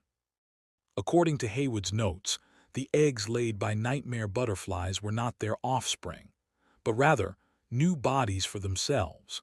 Unless something went wrong, a nightmare butterfly could achieve rebirth by transferring her consciousness into one of her eggs. In doing so, she would inherit her previous memories, what they referred to as their history. However, this process could go awry. Haywood had heard from the Tower Master that the moment of consciousness transfer was also the nightmare butterfly's most vulnerable time. Some true wizards, Haywood noted, at least second rank, were known to target this exact moment to capture nightmare butterflies. Of course, the butterfly's death throes were also terrifying. There had been higher-ranked wizards who died attempting such captures. Also, the notes recorded that the transfer process often required the use of dreams. The more powerful the target's mental presence, the better the dream. This could greatly shorten the butterfly's period of weakness. "So Penny originally wanted to be reborn through my dream." "Yes, and to draw power from your history, she observed you." "Saul, no wonder she mistook me for someone else back then." His history involved crossing between worlds, and not just from a big world to a small one, either. These were worlds with fundamentally different underlying rules. Even he had nearly gotten lost when trying to observe his own past. There was no way he could have helped someone else. "Do you remember what you saw during the observation?" The little butterfly flapped her wings. If I remembered, then I wouldn't be me anymore. Fair enough. Saul felt a bit disappointed. If he could use this opportunity to learn what had happened during his crossing, perhaps he could finally understand whether something had changed in his soul. But even after going through that vague and inexplicable crisis, Saul still hadn't figured out whether anything special had happened to him during the crossing. As for the observer, Penny, she had merely peeked at a fragment of his history, and that alone had cost her part of her own. She'd become a haughty little butterfly. Why do I feel like I'm a bomb? Saul shook his head. Exploring the secrets of world crossing was even more dangerous than he'd imagined. So I should still focus my resurrection research on removing the soul's rejection of its vessel. Studying the peculiarities of my own soul might not yield any results, and if I end up getting Master Gorsa involved. Saul knew too well what becoming someone else's research subject could lead to. Hayden and Herman were living examples. Your life wouldn't be your own, neither would your gender. Thinking of that, Saul looked at the nightmare butterfly again. Do you still have the ability to observe history? Nope, the butterfly answered cheerfully. What about altering other people's memories? Nope. Saul crossed his arms. Back in the day, he naturally wouldn't want the nightmare butterfly to have such mind-warping powers. But now that she'd become his bookmark, he naturally hoped his pet would be a little stronger. Then again, if she still had her former powers, he probably wouldn't have been able to subdue her at all. He simply asked, "So what powers do you still have?" "I dunno." Saul sighed and was just about to put the nightmare butterfly away, when she suddenly sensed his intention and fluttered up pitifully.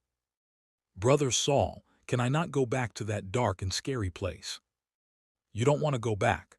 Can you really stay outside for long periods?" "Why not? I was always outside before."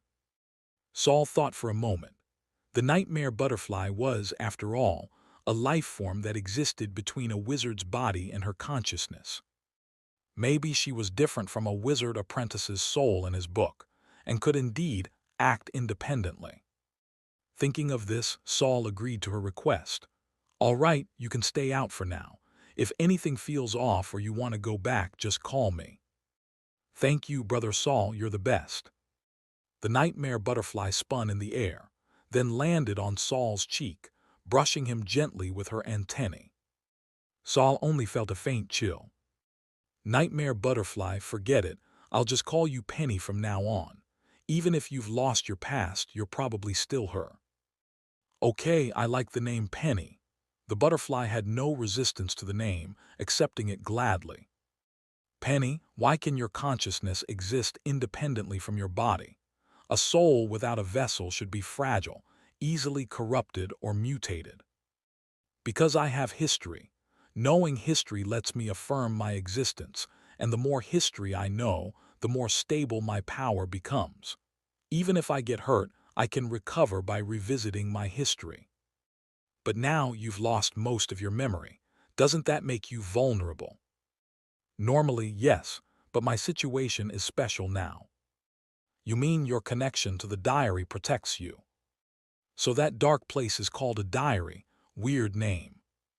Saul didn't bother explaining, and Penny didn't need to understand it. In any case, the nightmare butterfly's method of survival as a separate consciousness wasn't something a wizard could copy. Saul paused his study of Penny, returned the notes to the sealed lead box, and went back to the lab to clean up the mess. He still hadn't figured out what had caused Herman's sudden change when entering the female corpse.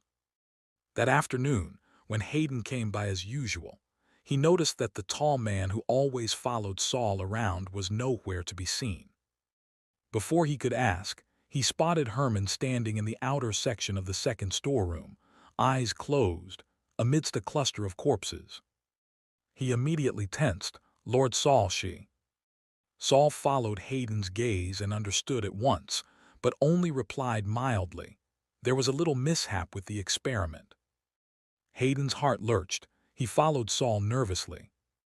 Herman's death had him on edge. He hadn't expected Saul to burn through a test subject so quickly. Though he'd mentally prepared himself to be used in various experiments when he joined the Spirit Infusion trials. After all, even ordinary apprentices were often voluntold into such roles. Seeing a test subject consumed in front of him still filled him with fear. As Hayden walked much more slowly than usual into the lab, he was stunned by the device before him. An electrosense chair. In an instant, memories of his recent time as an experimental subject flooded back. His new body's dull sensory feedback, the endless painful tests, it all made his heart race. He froze on the spot, unable to take another step forward. He imagined electric currents surging through him, goosebumps all over, but in reality, only his eyelashes quivered. Hayden knew he couldn't disobey Saul's orders. Even if he were to die the next moment, he would still have to cooperate. But knowing that didn't make his body any less frozen. Saul walked over and powered up the device. Noticing Hayden's fear, he took the initiative to explain the experiment. Today, I'm researching how corpses repel souls. You'll sit in the chair, try to separate your consciousness from your body, and I'll record your body's reactions. He adjusted the chair and looked back at Hayden. See, no electricity. But Hayden still stood there dumbly, like someone had hit pause. Saul frowned. What's holding you back? Hayden's trembling pupils shifted from the machine to Saul's face. Her mouth moved, but no words came out.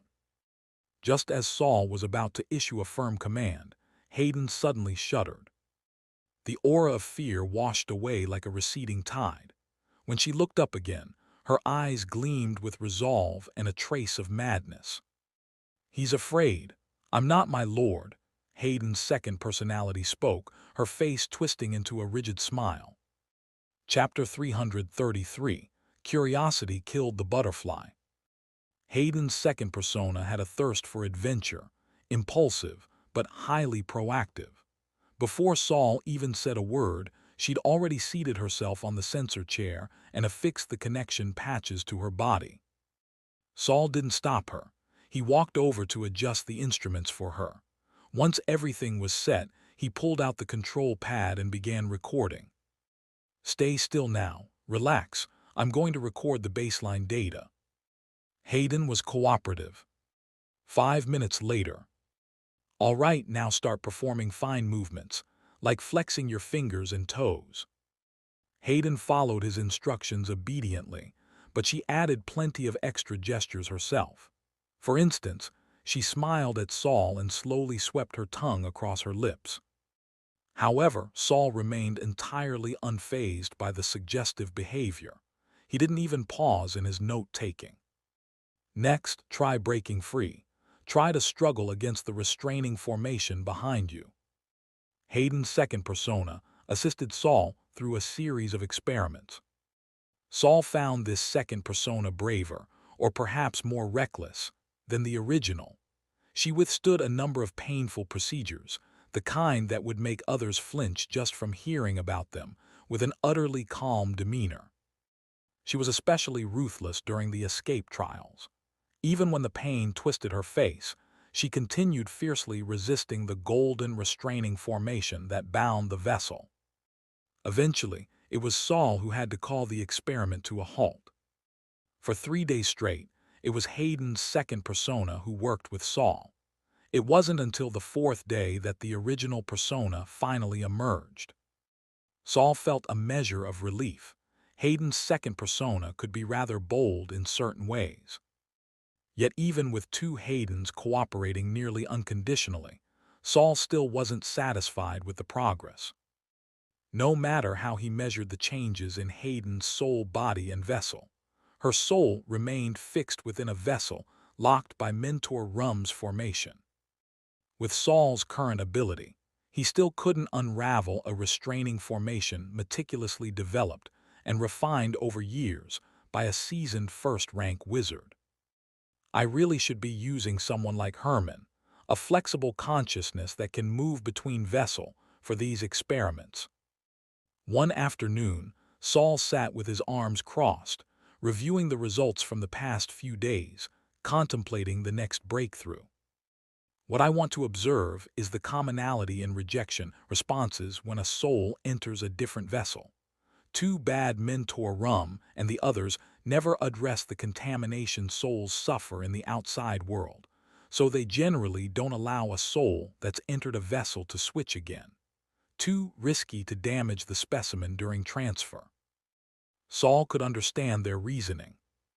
He still hadn't figured out why Herman had suddenly shouted, "Kill me," a phrase he hadn't heard in ages, during his second possession attempt in a female vessel. Could it be that he'd accidentally disturbed a powerful soul within the wizard tower during the transfer? Saul still hadn't identified the source of that phrase. Even in Mentor Gorse's resurrection experiments, no one had ever mentioned those words. Yet he had a vague feeling that it might be related to Lady Ura. After all, in resurrection experiments, the one with the least say was probably the one being brought back. Saul had been staring at Herman's logs in a daze for quite some time when a silver butterfly drifted in from afar. Reborn as a silver butterfly, Penny now had limited freedom, with Saul's permission. Sometimes she perched on Saul's left shoulder, other times she circled him, and occasionally she'd flutter around the second storage chamber. She seemed to have lost all her powers, reduced to little more than a mascot fluttering near Saul. Even so, Saul warned her never to stray far from him, and under no circumstance was she to enter anyone's dreams. Each time Penny readily agreed. Saul never made her swear oaths. He simply told her that if she crossed the line, she'd be trapped between the pages forever. Penny was terrified of being locked back into the diary. Every time, she'd swear up and down like a little girl. Now, after her little excursion, she was headed back to rest on Saul's shoulder. But just as she drew within a meter of him, a black shadow shot from behind Saul's neck, rows of jagged, shark-like teeth gaping wide, a dark tongue flicking like a snake's tail. The long ambushing hunter launched its fatal strike at its unsuspecting prey. "Chomp! Ah, you disgusting little algae, that's so gross." The nightmare butterfly had been devoured by little algae in one gulp, only to emerge a second later from the top of its head, twirling in the air as if trying to shake off non-existent spit. Little algae, triumphant, stuck out his tongue at her, blowing exaggerated blorp-blorp noises. It seemed Penny's presence had triggered a sense of competition in little algae. It would always launch sudden ambushes whenever the butterfly returned. Even though it could never actually touch her, it never gave up. And as for Penny, Saul couldn't help suspecting that this seemingly innocent creature was just playing along. Maybe she was deliberately making a fool of herself, trying to lower her standing so she could more quickly integrate into Saul's little circle. Watching his smug, head-wiggling little algae, Saul could only rub his forehead helplessly. Whatever, as long as Penny doesn't mean any harm to little algae, let them play. Between the diary's souls and the two of them, we've already got 6 members in this group. Maybe I'll have to get used to an even rowdier environment. Penny dodged little algae's tongue and landed on Saul's notebook. She wiggled her antennae like she was seriously reading. But then, the very next second, she expressed dissatisfaction with Saul's experiment. Saul, why aren't you studying the battlefield of the mental realm anymore?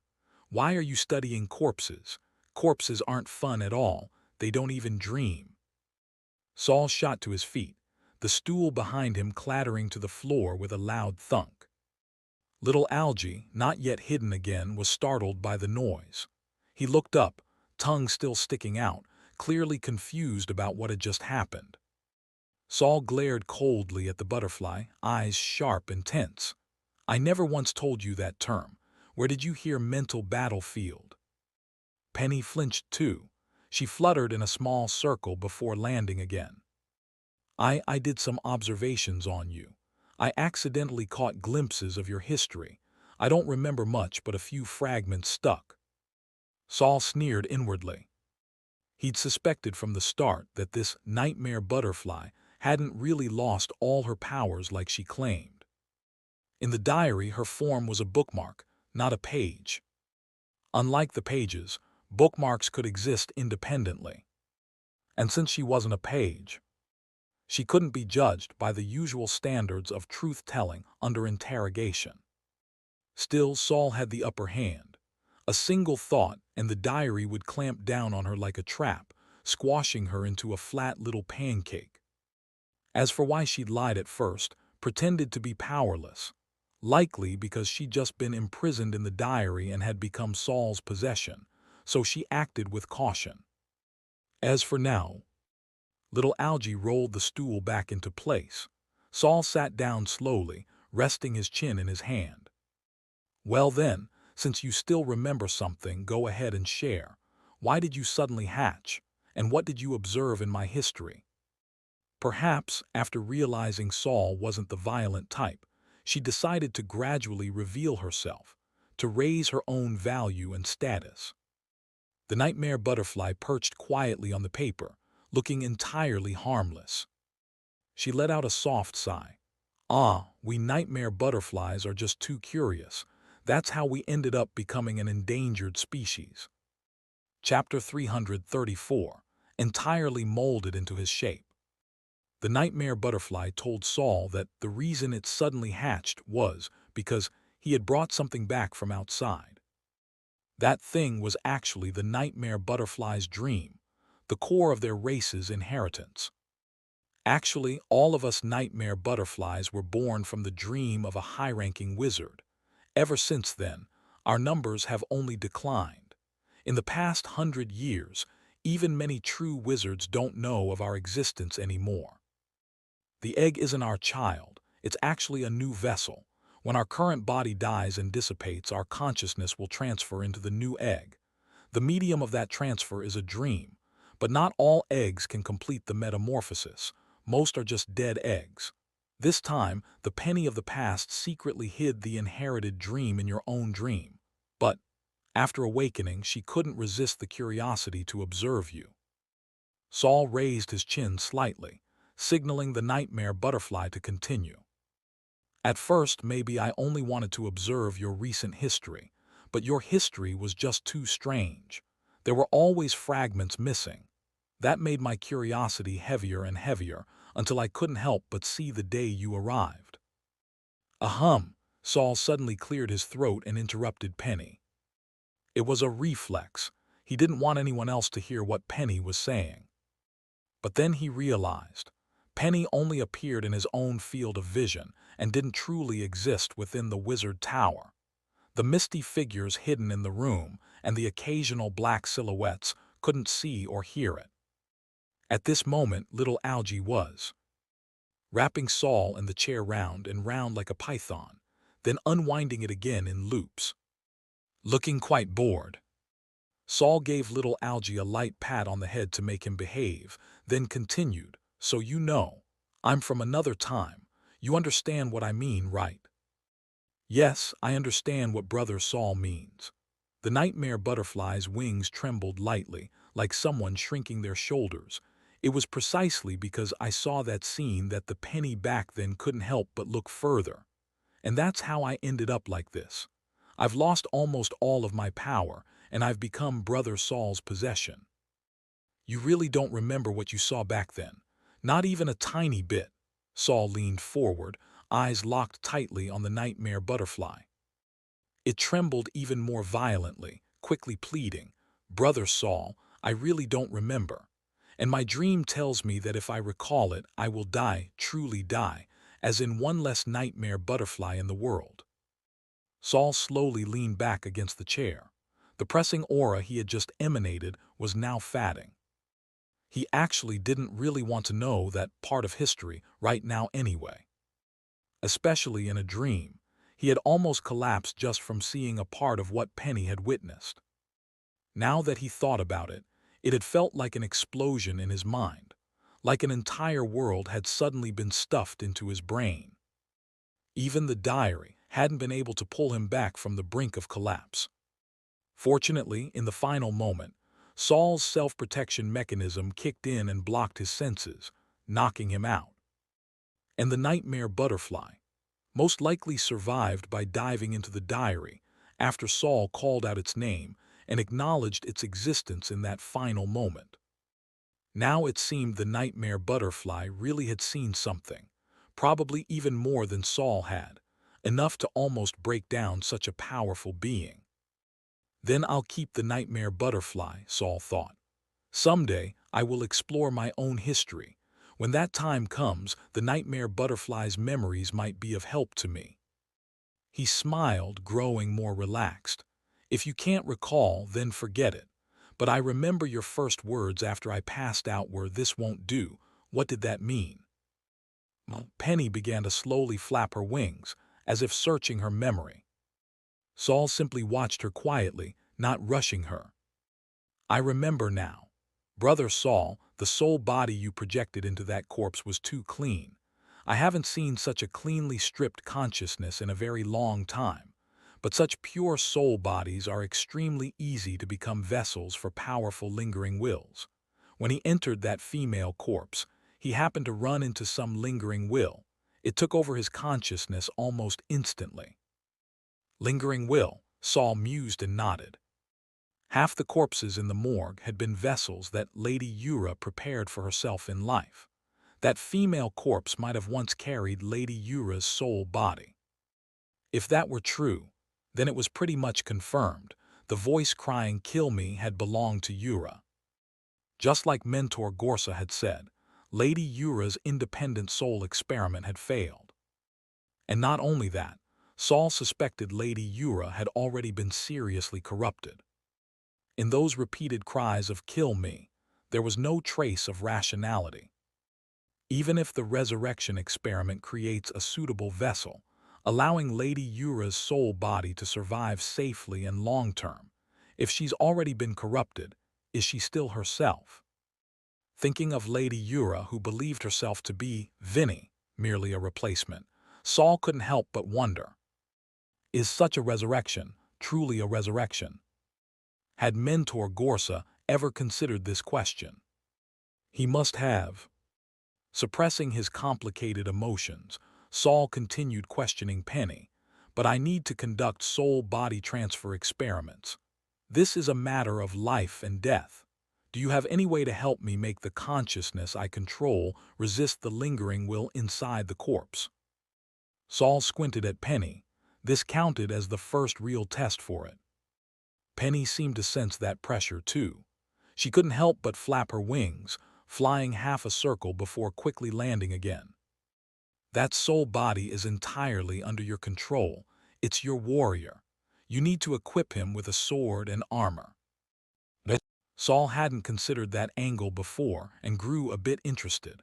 "Soul bodies can be equipped," Penny cautiously explained. "A soul body, of course, can't be casually altered, the purer the better. But you can armor them externally with energy. Your stored soul fragments would work." "I see what you mean. Use energy to wrap the one I'm protecting, to defend against outside attacks. Could I use this method to resolve a vessel's rejection issue?" "That probably won't work." Yeah, Saul quickly realized the reason himself.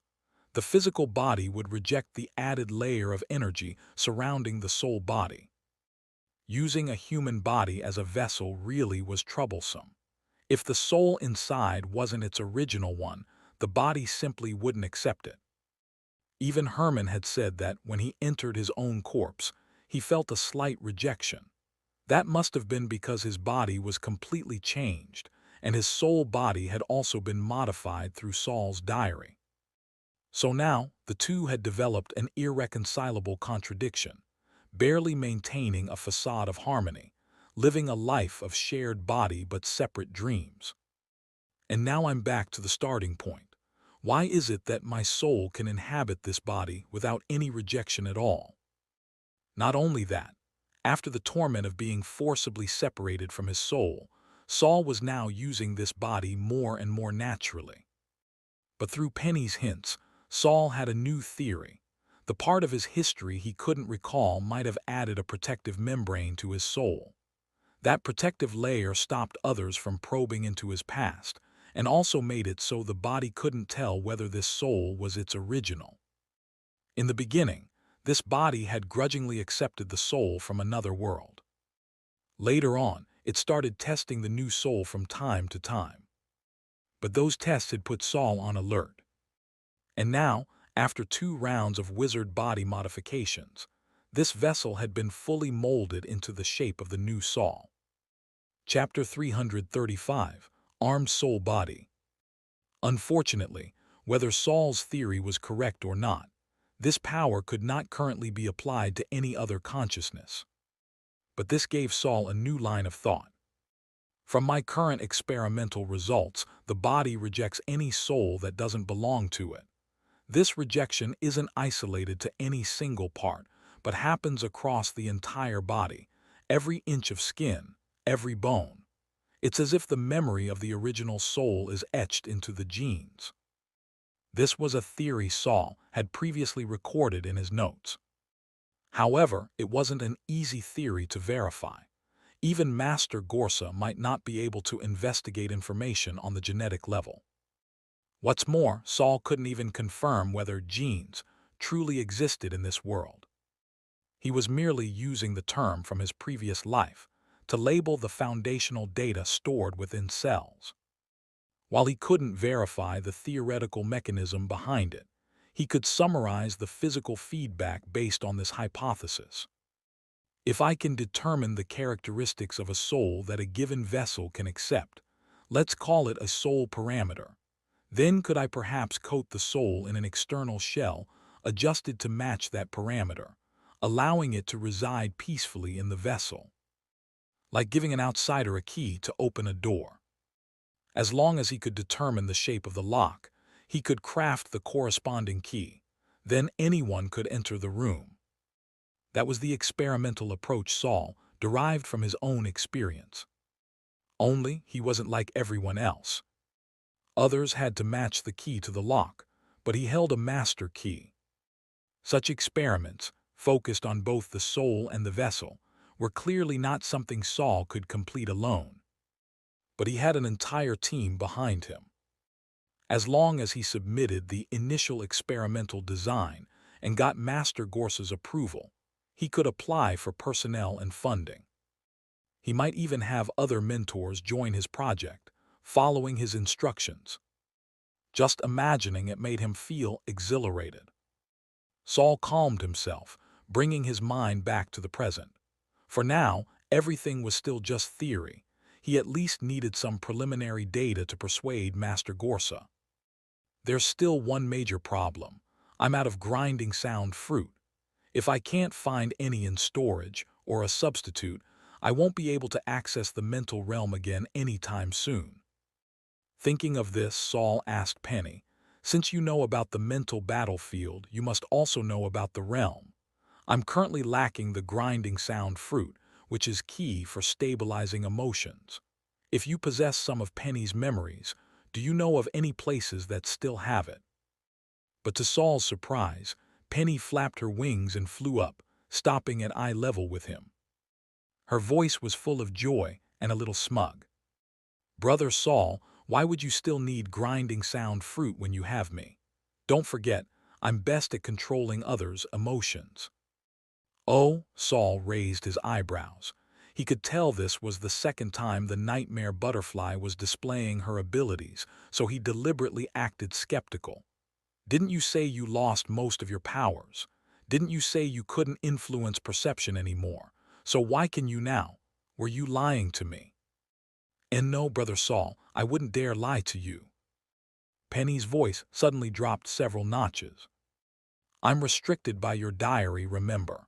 Some of my abilities were sealed by it.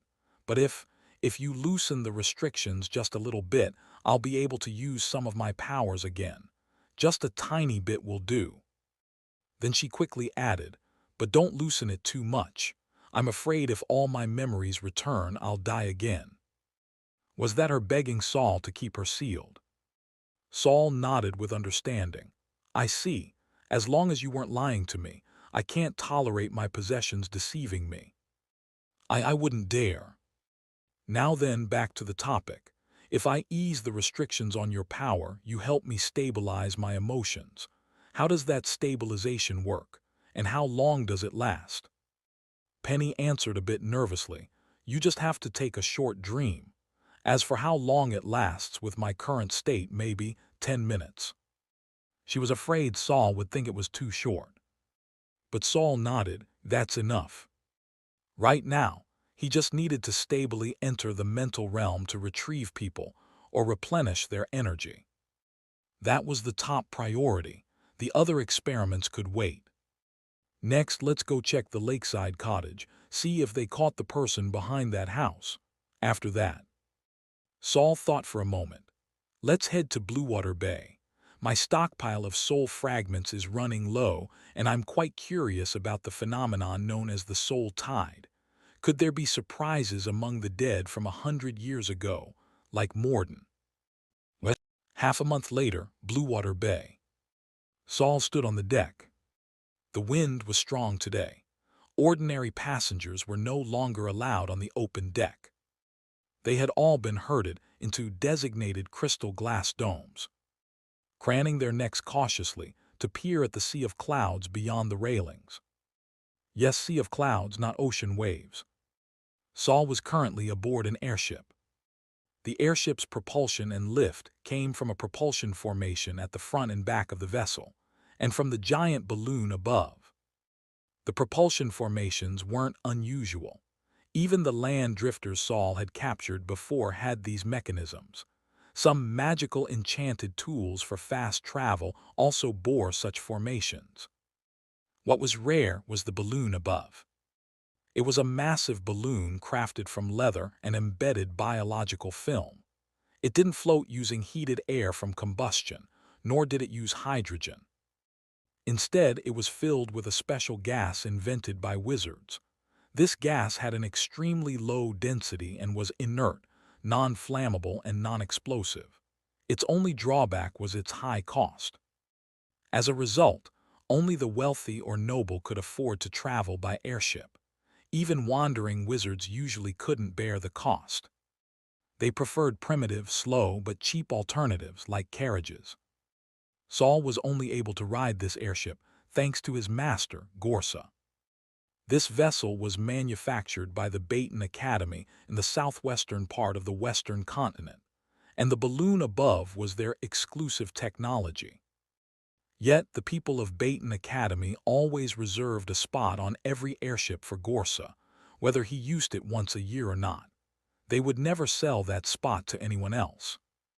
With a handwritten note from Gorsa, Saul could board this airship for free and cross half the continent. In just 3 days, he could cover a distance that would normally take a month.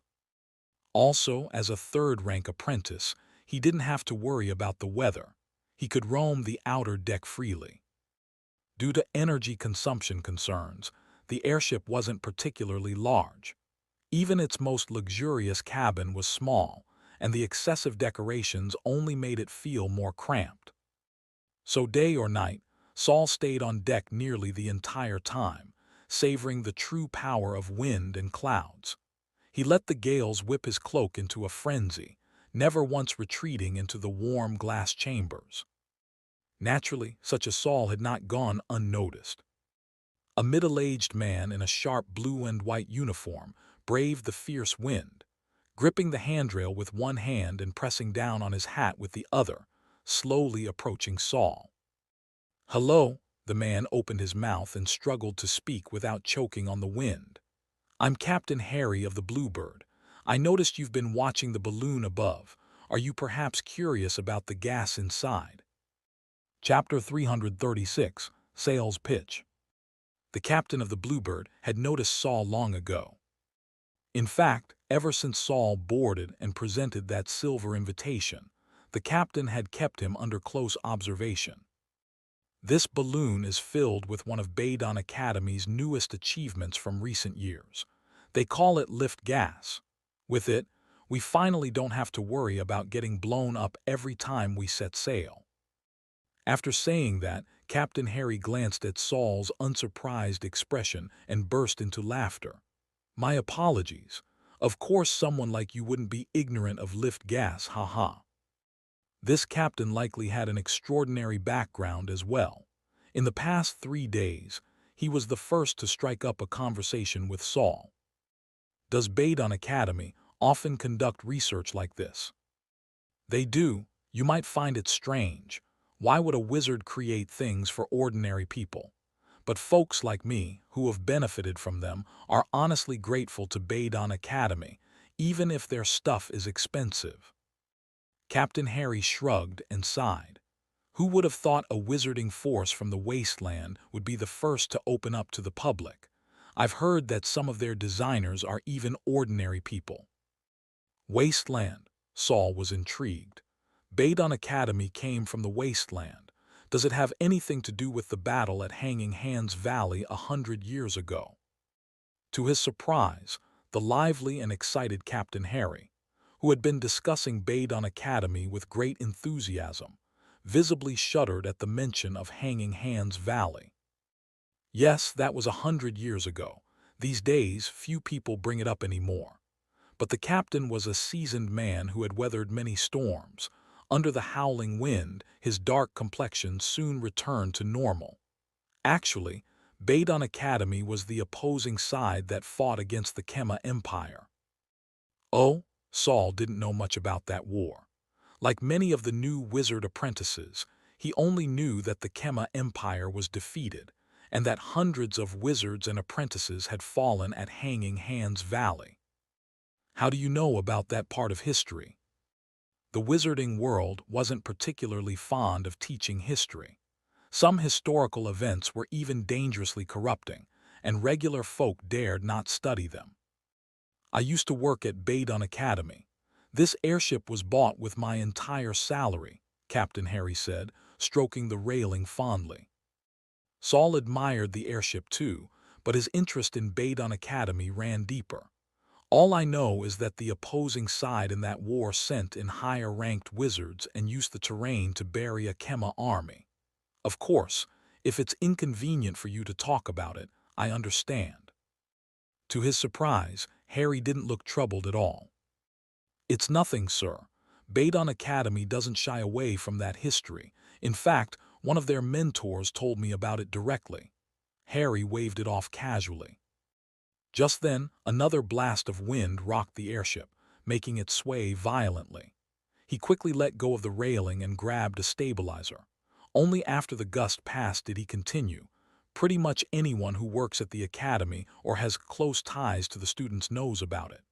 They see it as a courageous act of innovation, just like their ongoing development of new magical devices. Saul smiled faintly, withholding comment.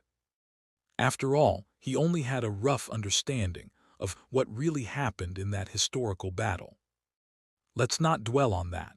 Is the gas formula used in your airship for sale? Saul pointed at the balloon overhead. Captain Harry shook his head skillfully. Apologies, sir. That's the one thing I couldn't give you even if I knew it. Saul wasn't surprised. He was merely asking. It's an internal secret of Badon Academy, right? You're only granted usage rights. Usage rights, what a refined word. Harry's eyes lit up and he praised sincerely. Exactly. Everyone involved with the propulsion system, including me, is under a curse from Badon Academy. They call it the contract curse. It's said to be cast on the conscious mind. Those who break their oaths will rot from the heart and liver. Another fascinating magical item. Seeing Saul's eyes gleam, Harry knew he'd achieved his goal. This had been his true reason for approaching Saul. Sir, I have other rare and wondrous items like that as well. If you're interested, I'd be happy to offer you a special deal. Saul gave him a glance. You're bold, aren't you? A mere commoner trying to sell things to a wizard. Aren't you afraid I'll just take them by force? Harry chuckled. You're a distinguished guest of the Wizard Tower. I wouldn't dare say this to a wandering wizard. Saul knew that was a veiled compliment. If Harry dared to sell to wizards, he must have some kind of backup. There were probably hidden contingencies on the ship that Saul wasn't aware of. Then lead the way, Saul nodded. Naturally, he wasn't afraid of any ambushes aboard the ship. Half an hour later, Saul exited the captain's quarters with a strange look on his face. This Captain Harry was quite the businessman. His sales pitch was slick and full of strategy. Moreover, the items he sold were outrageously priced. Even Saul, a third-rank apprentice, found them a bit hard to afford. He didn't pretend to be rich, either. He carefully picked out a few items that genuinely interested him and would likely come in handy. The contract curse was one of them, though what Saul bought was a single-use version, not the crafting formula for the curse. Harry said that such items were only sold at Badon Academy, and that their prices were sky-high. After buying that first item, Harry enthusiastically recommended another, a long-distance communicator. With it, two users holding matching devices could communicate freely even from 100 li apart. However, in areas with magical defense formations, one would need to input the formation's underlying principles into the communicator to ensure signal transmission. Isn't this just a walkie-talkie? Saul marveled at Badon Academy's convenience-oriented innovations, but didn't buy it. First, because it wouldn't work well inside the wizard tower. He wasn't about to input the tower's defensive principles into the device. It was more suitable for someone living independently, and it carried security risks. Second, because he had his eye on another item, and couldn't afford both with his current funds. Captain Harry's inventory was limited, but each item was perfect for wizards traveling alone. The other thing Saul bought was a compressed satchel. It was said that Badon Academy had imported this space compression technology from another continent at great cost. The satchel could expand the interior space of a 10-centimeter cube to a 3-meter cube. Carrying it was like bringing an entire house with you. However, the satchel couldn't store living beings, nor did it offer any defensive features. Still, Badon Academy provided one free repair. A second would cost extra. After acquiring the compressed satchel, Saul felt like his waist circumference had shrunk instantly. He then decided to take his leave. But just before he left, Captain Harry gave him a special recommendation, one final secret item. It was hidden in a concealed display case embedded in the cabin wall. When the curtain was drawn aside, it revealed a lifelike, voluptuous woman in the form of a model. But Saul could tell at a glance it was just a puppet. Isn't this one of the Land Drifter's dolls? You sell Land Drifter merchandise too. Chapter 337, Arrival. Captain Harry shook his head repeatedly. My lord, the Land Drifters don't let us sell their merchandise. They don't sell their goods to ordinary people. He pointed at the doll's neck. Look at the joint technique here. It's actually an exclusive invention of the Badon Academy. All the detachable joints are cleverly concealed.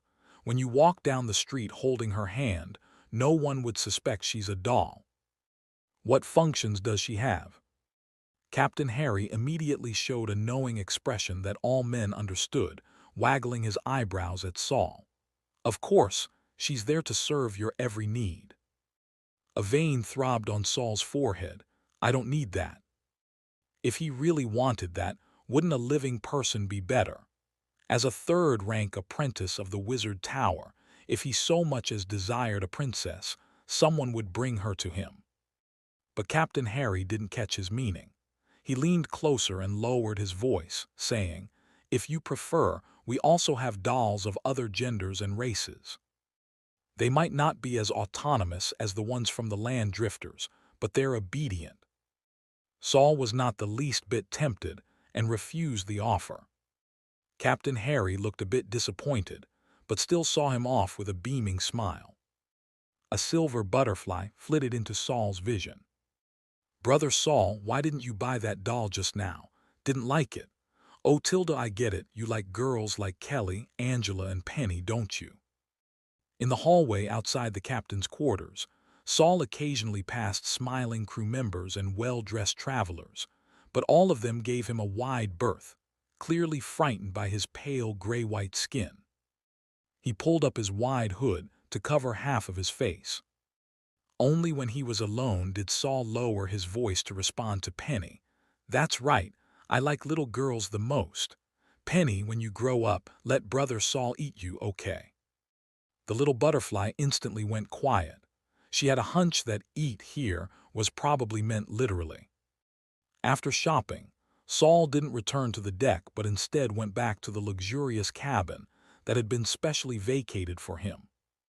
One of the crew members who bumped into him had told him that the airship would begin its descent in 2 hours and advised him to prepare. Of course, the crew member had been visibly terrified while speaking, like Saul might dismember him at any moment. Back in his cabin, Saul removed the flesh-toned glove from his left hand, revealing a translucent palm. The glove was originally black, enchanted so others wouldn't notice he was wearing it. Its true purpose was to conceal the anomaly on Saul's left palm. On the skin of his palm, a microscale magic formation was etched using golden potion. It was a modified version of the formation he had once carved into his bones. This formation could slow the dissipation of soul energy, and since Saul's hands could store soul bodies, with Penny the nightmare butterfly's help, he had re-entered the mental realm and brought Herman's soul out again. Originally, Herman's soul should have needed more time to recover from the previous incident. Other people had offered to be the master's test subject, but Herman insisted he already had experience and knew how to minimize the risk, so he volunteered to continue. After some consideration, Saul agreed. To retrieve Herman, Saul returned to the lakeside cabin. With Penny's help in stabilizing his mental fluctuations, he successfully entered the mental realm again and stored the now-recovered Herman, aided by the diary, into his left hand. He also rechecked the hidden room in the lakeside cabin. There were no signs of anyone else having disturbed it. The clone of little Algie left behind had also reported no suspicious people approaching. Or rather, no living person had come close at all. Saul suspected the cabin had been abandoned by its former master, though he didn't understand why the unknown former owner hadn't destroyed the formation inside the hidden room before leaving. He instructed little Algie's clone to remain on watch in case anyone returned. 2 hours later, Saul disembarked with his light luggage, escorted eagerly by Captain Harry. The airship dock was built in the outskirts of Bluewater Bay. To enter the city, one normally had to take a carriage from the station outside. However, since airship passengers were usually wealthy or noble, most had private carriages waiting for them. Ironically, Saul, easily the most distinctive passenger aboard, found himself dumped in the middle of nowhere after exiting the station. He could see Bluewater Bay's city walls from here, but walking there would likely take half a day. Just then, a rotund man in a black tailcoat approached. He had a round face, a plump belly, and nearly every one of his thick fingers was adorned with gemstone rings. He nervously rubbed his hands together, producing not the sound of skin on skin, but the clinking of metal. "My lord, I'm Pound, a jeweler. Is this your first time here?" Saul turned to face him. Pound silently swallowed, clearly not used to Saul's corpse-like pale face. If you don't mind, may I offer you a carriage ride?" Saul looked at the distant city walls and the desolate land ahead. He thought to himself, "I've learned the flight spell, but now isn't the best time to practice it." "Very well, I'll trouble you then," Saul nodded slightly to Pound. Pound's face lit up in both surprise and delight. He hadn't expected Saul to be so courteous. Several others watching from a distance immediately showed regretful expressions. It was clear that after witnessing the amicable exchange between Captain Harry and Saul, they had been hopping to befriend Saul as well. But fear of wizards had held them back, and now Pound had beaten them to it. Though disappointed, None of them dared step forward. Now was the time to fight for attention. Doing so would only be improper and risk annoying the wizard. A few minutes later, Saul was seated in the lavish carriage Pound had cleared for him. It was obviously meant to pick up a wealthy merchant, luxurious in every aspect, with even gemstones embedded in its frame. Before the carriage set off, Pound shrank into a seat by the door with a somewhat enthusiastic smile. Saul knew he was trying to test whether he'd be allowed to stay. Coincidentally, Saul had some questions he wanted to ask, so he tacitly approved of the fat man's attempt to shrink himself into a ball. As the carriage rolled out, the airship behind them rose again. At its speed, it soon overtook the carriages and vanished into the clouds.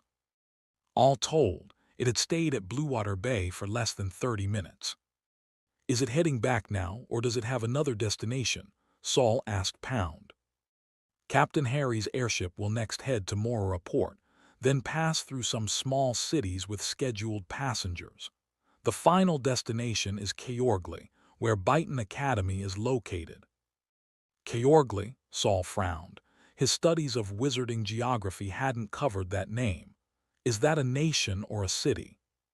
"It's a massive city, my lord," Pound said with longing in his eyes. "Completely controlled by Byton Academy with its own currency and independent laws. You could call it a country, really." Chapter 338, The Strange Sea. Caorgli was a major city that had existed for less than 100 years, yet both its infrastructure and population density far surpassed those of the current capital of the Kemaduchi. Moreover, the city was filled with bizarre and unheard-of things. Even Captain Harry's airship was nothing out of the ordinary there. However, settling down in Caorgli was extremely difficult. One had to pass a series of evaluations and pay a hefty sum of money, and even wizard apprentices were not exempt from these requirements. Byton Academy was only open free of charge to true wizards and those above. "If it's just a short stay," Saul asked, "then you only need to pay this amount, but regular inspections will still be required." Pound gestured a number to Saul with his fingers. Saul immediately abandoned the idea of making Caorgli his next stop. As they conversed, the city walls of Bluewater Bay were already in sight. Yet Saul still hadn't seen any blue water, not even black water. "Isn't Bluewater Bay a coastal city?" "It used to be," Pound explained. "But after a great war 100 years ago, the city was moved inland, away from the sea. In recent years, the Seoul tides have become more frequent, and even the villages that once lay near the bay have been forced to relocate." Pound opened the wide carriage window and pointed out the direction to Saul. "If you want to go to the coast, just follow that road and head further south." Listening to Pound's account, Saul gradually furrowed his brow. If no one's lived near the coast for so long, why are there still ships docked at the harbor? Pound's expression turned bitter. "Because it's cheap, sir. But in the past couple of years, fewer and fewer ships have been willing to dock at Bluewater Bay. Times have grown harder." Saul glanced at Pound's 10 fingers. "Harder." "Ha ha," Pound gave an awkward tug at the corner of his mouth. "I don't actually do business in this area. I just come by occasionally to visit my wife and children who live here." Naturally, Saul wasn't interested in Pound's personal affairs. He had kept the merchant around primarily to learn about the Seoul tides. "How much do you know about the Seoul tides?" "A lot, sir." Pound's eyes lit up. He knew this was his chance to prove himself. What? In the end, Saul didn't enter the main district of Bluewater Bay. He asked Pound for a horse and silently turned off halfway down the road, taking a small path that led to the bay. Though the wealthy merchant Pound regretted not being able to invite Saul to his home, he was, more than anything, relieved by his departure. He urged his men to hurry up. He wanted to get home quickly. But just as the carriage sped up, they saw a crowd of nobles waiting at the city gate. "Sir, An aging servant outside the carriage called out with a nervous tremble. "Viscount Alaf, Madame Shetley, and Mr. Odo are requesting your presence." Pound paused for a moment, then let out a long sigh. What? By the time Saul reached the coast, dusk had already settled. A thick, heavy layer of clouds loomed suddenly into view. The skis by the shore were still clear, but over the sea, dark clouds pressed down like a looming curtain. It looked as if a blade had cleaved the world in two, dividing land and sea into starkly separate realms. Only the white-foamed waves crossed the boundary occasionally, like desperate hands struggling to climb ashore, only to retreat in despair as the unyielding beach showed no response. And this wasn't just poetic imagery. Saul narrowed his eyes. Between the ebb and flow of the tide, he occasionally glimpsed pale white arms, fingers twisted in grim contortions, reaching for the shore, only to be dashed apart by the waves. There's definitely something wrong with the water here. In his previous life, the sea had been something that brought peace and clarity, but the ocean before him gave off an ever-present sense of dread. It felt less like he was standing at the shore watching the sea, and more like he was drowning, on the verge of being pulled under forever. Even the horizon, where sea met sky, was distorted.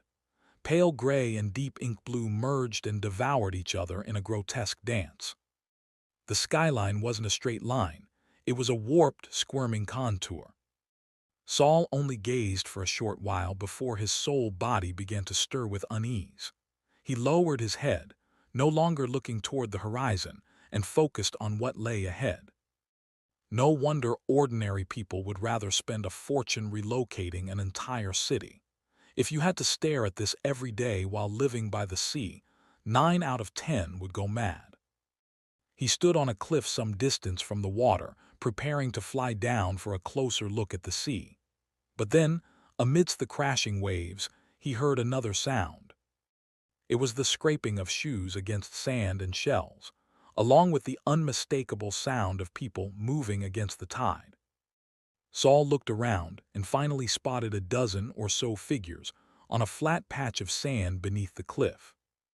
The group was a mix of men and women, old and young. Each had a thick hemp rope tied around their waist, with the other end anchored to a large stone on shore. Their eyes were all covered with black cloth. They stood on the wet sand, some wading knee-deep into the sea. Every couple of steps they'd stop, bending down to grope in the water or sand. Each time they bent, they looked incredibly tense, knees bent and stretched as if they weren't just leaning down but preparing to leap. Are they foraging at the tide? Using a flight spell, Saul silently leapt from the cliff and landed 100 meters from the group. He took a few steps toward the waves, observing the sand where the water had swept over, but found nothing of note. There's barely any shells or seaweed here, but there also aren't any footprints, which means the foragers didn't dig it clean. This place is simply barren of life. At that moment, little Algie suddenly emerged from the back of Saul's neck, twisting around like a nimble little snake, peering in all directions. "What have you spotted now?" Little Algie immediately turned its head toward the sea. "Is it the scent of death?" Saul wondered, taking another couple of steps toward the water. Suddenly, a terrified scream rang out from the group. He quickly turned to look, and saw one of the men shoot upright, then spin around and run toward the shore without a word. He only stopped once he'd reached the area beyond the reach of the waves. Though it was only a few steps, he was panting heavily, bent over in exhaustion. Clearly, he had been thoroughly frightened. Though Saul had only turned to look after the scream, his sharp reflexes and keen eyesight allowed him to clearly see what had startled the man. It was a pair of pale white hands, hidden in the equally pale foam of the waves. In an instant, those hands had solidified and grasped the man's wrist as he groped in the water. That was what had sent him fleeing in terror. After the man escaped, the rest of the group straightened up and paused in silence. They turned their blindfolded heads in the man's direction, clearly shaken, but after several tense breaths, none followed him ashore. They seemed hesitant, torn, unwilling. After another minute of stillness, the first person bent down again to continue searching the sand. Then the second, then the third. Every face was expressionless. Even the children were the same. And the man who had run off, after resting a moment with his hands on his knees, actually straightened the rope around his waist again. Once he confirmed the knot to the stone was still secure, he walked back into the water. There must be something in the sea that they can sell. Saul decided to walk closer to them and ask directly. Just then, another incident occurred. A young boy suddenly slipped and fell into the water. He struggled to stand, but somehow ended up crawling a few steps deeper into the sea. After swallowing a mouthful of seawater, he frantically grabbed the rope at his waist, trying to determine which direction led to shore. But when he pulled the rope taut and crawled a few more steps along its length, the water grew even deeper. The part of his face not covered by the blindfold twisted in panic. Clearly, he had no idea why this was happening. Chapter 339, Shell Picker. Once again, a wave came crashing down, slamming into the boy's head and shoulders, pressing him into the water. His limbs flailed and convulsed in panic. The seawater there barely reached past his knees, yet somehow he just couldn't get back up. The others nearby heard the sounds of his struggle, and once more paused what they were doing, turning to look in his direction, but not a single person reached out to help. Between the bobbing and thrashing, the boy's face would occasionally breach the surface, crying out for help. But no one came to his aid. None of the others even removed the black cloths from their faces. They merely stared numbly in the boy's direction, expressions blank and filled with sorrow. Saul, whose face wasn't covered, naturally saw what was happening. At some point, the rope tied to the boy's waist had snapped. A translucent hand was tugging on that rope, pulling it toward the deeper waters. Which meant that, when the fallen boy tried to climb his way back to shore by following the rope, he was actually moving toward far more dangerous depths. Saul's expression darkened. That transparent hand wasn't the same pale, corpse-like one he'd glimpsed in the waves before. It was a zero-rank spell, Mage Hand. A faint magical tremor rippled through the air. Saul searched its traces, feeling out the subtle spiritual energy hidden within. Turning his head toward the source of the disturbance, he spotted a man and a woman standing together in the shadows beneath the cliff. The man was tall and broad, his face expressionless. The woman clung to his chest like a timid bird, her head tilted as she watched the boy struggle in the water, a smile playing across her lips. Just as the boy's thrashing began to weaken, Saul moved a single finger. The man-eating chill of the sea suddenly transformed into two gentle hands. They lifted the boy up from the water, raising him above the waves. Only after the boy scrambled to his feet, bewildered and panicked, did those hands melt back into seawater, slapping rhythmically against his thighs. Naturally, Saul's act of intervention caught the attention of the two apprentices. The man looked over, still with that deadpan expression. The woman rolled her eyes with open contempt. But they made no further move. Clearly, the attempt to kill had been nothing more than a whim. They weren't interested in provoking a confrontation with a stranger over it. The mage hand in the water dispersed, and the boy stood still, finally realizing his rope had broken. He licked his lips, dry even with seawater drenching them, and croaked out, "My rope broke." His throat was parched from choking on seawater, his voice rough and hoarse like that of a ghost whispering from the shadows. After a long moment, someone finally answered, "This way, the shore over here." The person wasn't lying. He was standing on a patch of dry sand. But the wind and the crashing waves distorted his voice, making it impossible for the boy to tell where it was coming from. He tried to feel his way forward, took 2 steps, and nearly slipped again. He had wandered into even deeper water during his struggle. If he fell now, he might drown for real. Too dangerous. Battered by waves, the boy finally steadied himself again, but he no longer knew which direction was which. At last he gritted his teeth. His lips were so tight they cracked and bled. Cautiously, he raised his head and peeled back a corner of the black cloth over his face. He didn't dare look at the sky or the sea. He just wanted to glance around quickly to confirm where the shore was. Yet before he'd even turned 30 degrees, he saw the beach and someone standing on it. A person completely shrouded in a gray cloak. The figure stood near the other shell pickers, yet none of them seemed to have noticed him. From the clothing and aura, the boy could tell at once this was a wizard. He shrank back in fear, shoulders hunching, but then he remembered the hands that had just lifted him from the sea. Those hands had been so warm. Compared to the icy ocean, it was like standing before a hearth in winter. The boy bowed deeply toward Saul. As he bent forward, a splash of seawater hit his face again. "He's quite clever," Saul muttered, smiling as he watched the boy almost bury his head in the water in his eagerness to bow. "Little Algy, bring him over." At his command, little Algy darted forward. It wrapped around the boy's waist, scooped him up, and soared above the water, carrying him toward Saul. The boy had struggled at first, but quickly went still, letting himself be delivered to Saul's feet. "Master Wizard," the boy said, dropping to his knees with the force of his landing, pressing his forehead to the cold sand. "Stand up, I have a few questions." The boy hesitated.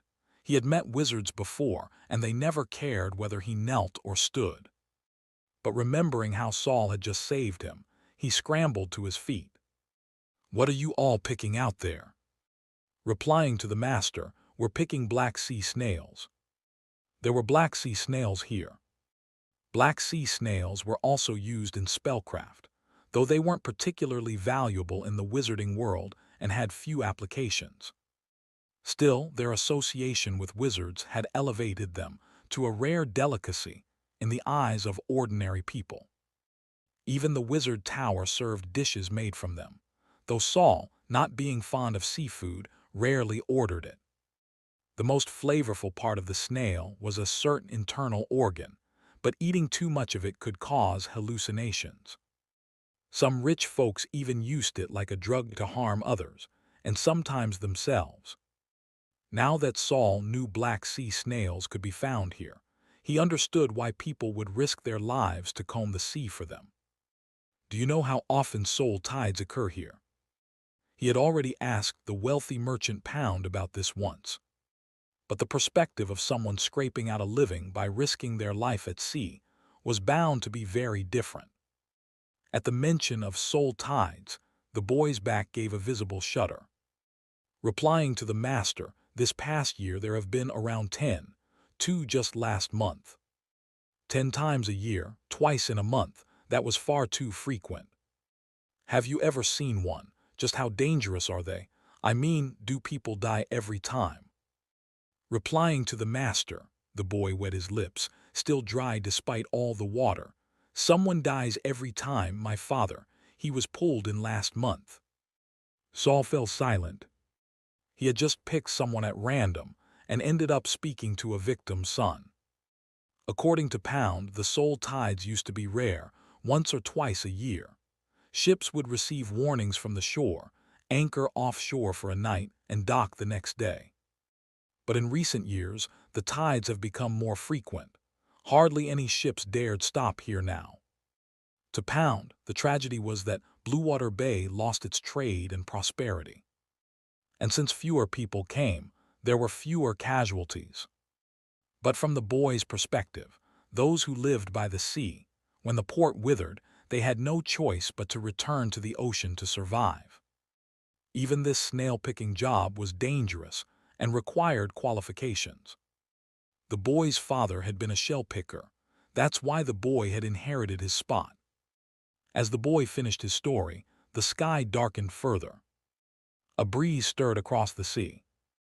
The people still picking snails in the shallows quickly grabbed their ropes and returned to shore. Only once they stepped onto dry ground did they remove their blindfolds.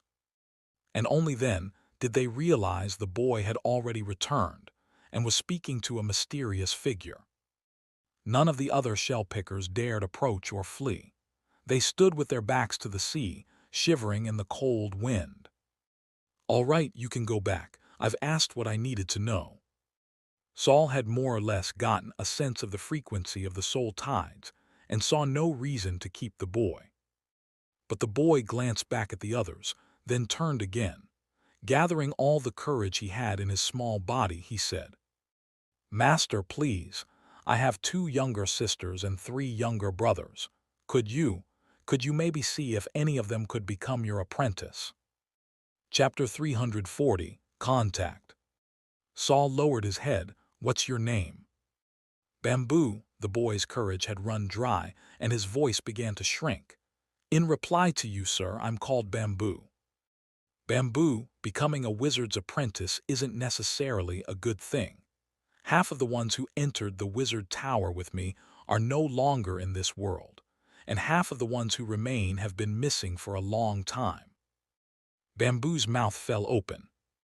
Clearly, he had no idea of the cruelty and brutality that lay beneath the wizard's dignity and nobility.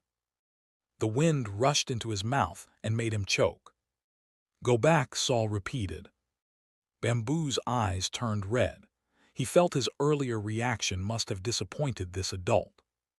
But he no longer had the courage to plead with the wizard before him again. Even though the man had saved him, even though he spoke gently, even though he'd let him stand and speak in the end, he was still a wizard. The boy left, disappointed. Saul returned to the seashore, eyes fixed on the increasingly blurry horizon, disturbed by storm clouds and howling wind. The tide was rising. Especially once night deepened, it rose to a shocking degree. Saul had been standing 4 or 5 meters from the water, but in the blink of an eye, the waves began to lick the soles of his shoes. Pale gray hands appeared silently among the foamy crests, fingers crooked, trying to drag this foolhardy man into the deep sea to drown. In the next moment, a black tentacle extended from each of Saul's palms. Concealed beneath his wide cloak, they quietly dropped into the seawater. Once submerged, the black tentacles swayed in the water like dark seaweed. Then the pale arms hidden in the foam suddenly vanished. Only a bit of white froth remained, splashing against Saul's shoes, only to slide helplessly away from the dust-proof enchanted leather and roll into the sand. The wind still howled, but the tide's rise seemed to slow down. Or rather, it returned to normal. "I thought someone as kind as you would have taken that boy in." A voice with a touch of playful mockery came from behind. Saul turned slightly and saw the 2 wizards who had been lurking in the shadows now standing behind him. The black tentacles swiftly withdrew from the sea and, unnoticed beneath his cloak, slithered back into his palms. There were indeed soul fragments in the seawater. It was those fragments' radiation that caused the many strange phenomena here. But compared to what Sander and Bamboo described, this felt lacking. According to them, this place shouldn't have just a handful of soul fragments. Fewer than 10 vengeful spirit couldn't cause such horror. At least 1 wraith would be needed to match the stories. Since Saul hadn't spoken, the woman behind him gave a cold snort. "HMPH, no wonder you're from the wizard tower, arrogant to the bone." She must have overheard his earlier conversation with Bamboo when Saul mentioned the tower. Judging by the magical fluctuations from her body, she was only a second-rank apprentice. Her daring attitude likely relied on the tall male apprentice beside her. Saul slowly turned around. "I saved him and he answered my question. It was an equal exchange." "A regular person in exchange for a 0-rank spell. Your magic sure is cheap." "Shut it, Andy," the man finally spoke. He looked down at Saul's pale face. "You're Saul, right?" Saul narrowed his eyes. "You know me." The male apprentice nodded. Heard from Jiro. Said he had a junior named Saul, recently taken in by Wizard Master Gorsa. He's been wanting to invite you on a mission, but you've never agreed. I haven't had the time, Saul replied casually. The other apprentice furrowed his brow, then relaxed, interested in teaming up. I'm Parker, third rank. This is Andy, second rank, the tall man introduced succinctly. We're here waiting for a soul tide. Saul noticed that the moment Parker brought up cooperation, Andy instantly tensed. She clearly didn't want Saul to join. You too, Saul carefully sensed the magical fluctuations emanating from them. You don't specialize in the dark element, do you? Soul tides, things invisible and untouchable, tended to interest apprentices specialized in light or dark elements. We don't. Your mental acuity is just like Jiro said sharp.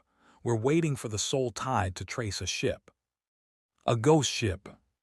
Couldn't be some sunken treasure hunting expedition, right? Andy dropped her gaze, clearly unhappy. Something like that. But there's no real treasure, just a few wraiths. If there were anything truly valuable, this place would have been locked down by the major wizard factions long ago.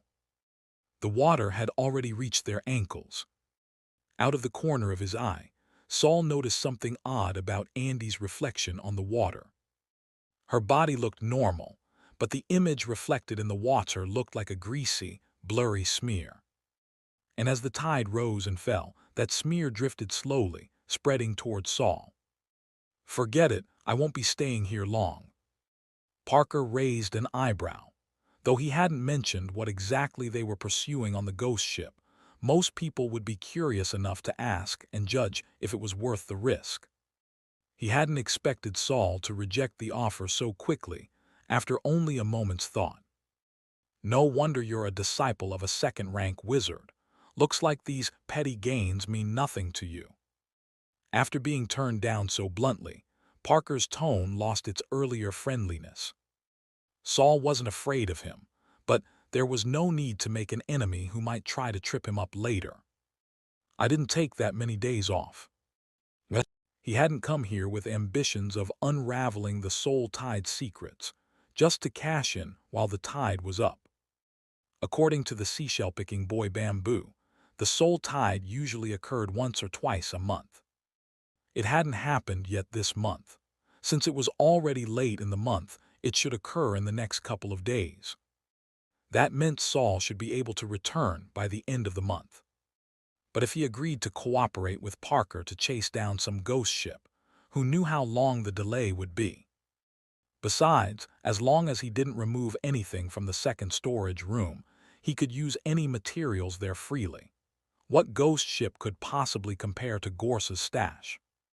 Most importantly, Saul didn't like adventuring with people he just met, even if they dropped Jiro's name. Hearing Saul refuse, Andy smiled. She turned and stood on tiptoe as if to whisper something to Parker, but her voice wasn't hushed. I heard that the more gifted and capable an apprentice is in the Wizard Tower, the less freedom they have. Looks like it's true. As she spoke, the greasy smear on the water had drifted beneath Saul's feet. In the next moment, a receding wave carried the smear to touch Saul's shin. Andy gave a sidelong glance, looking smug, like she just finished gossiping, and turned casually toward the subject. It was her special ability. By using a water-oil mixture to make contact, she could probe the information of whoever it touched. Being kept around by the powerful Parker wasn't just about her body. She had her own cards to play. But the moment her gaze landed on Saul, her expression changed. The greasy shadow on the water instantly collapsed, breaking apart into pieces. Andy hurriedly smoothed the hair whipped by the sea wind, using the motion to break eye contact with Saul. Then she turned away, leaning gently against Parker's chest. Her probing gaze withdrawn, she didn't dare look at Saul again.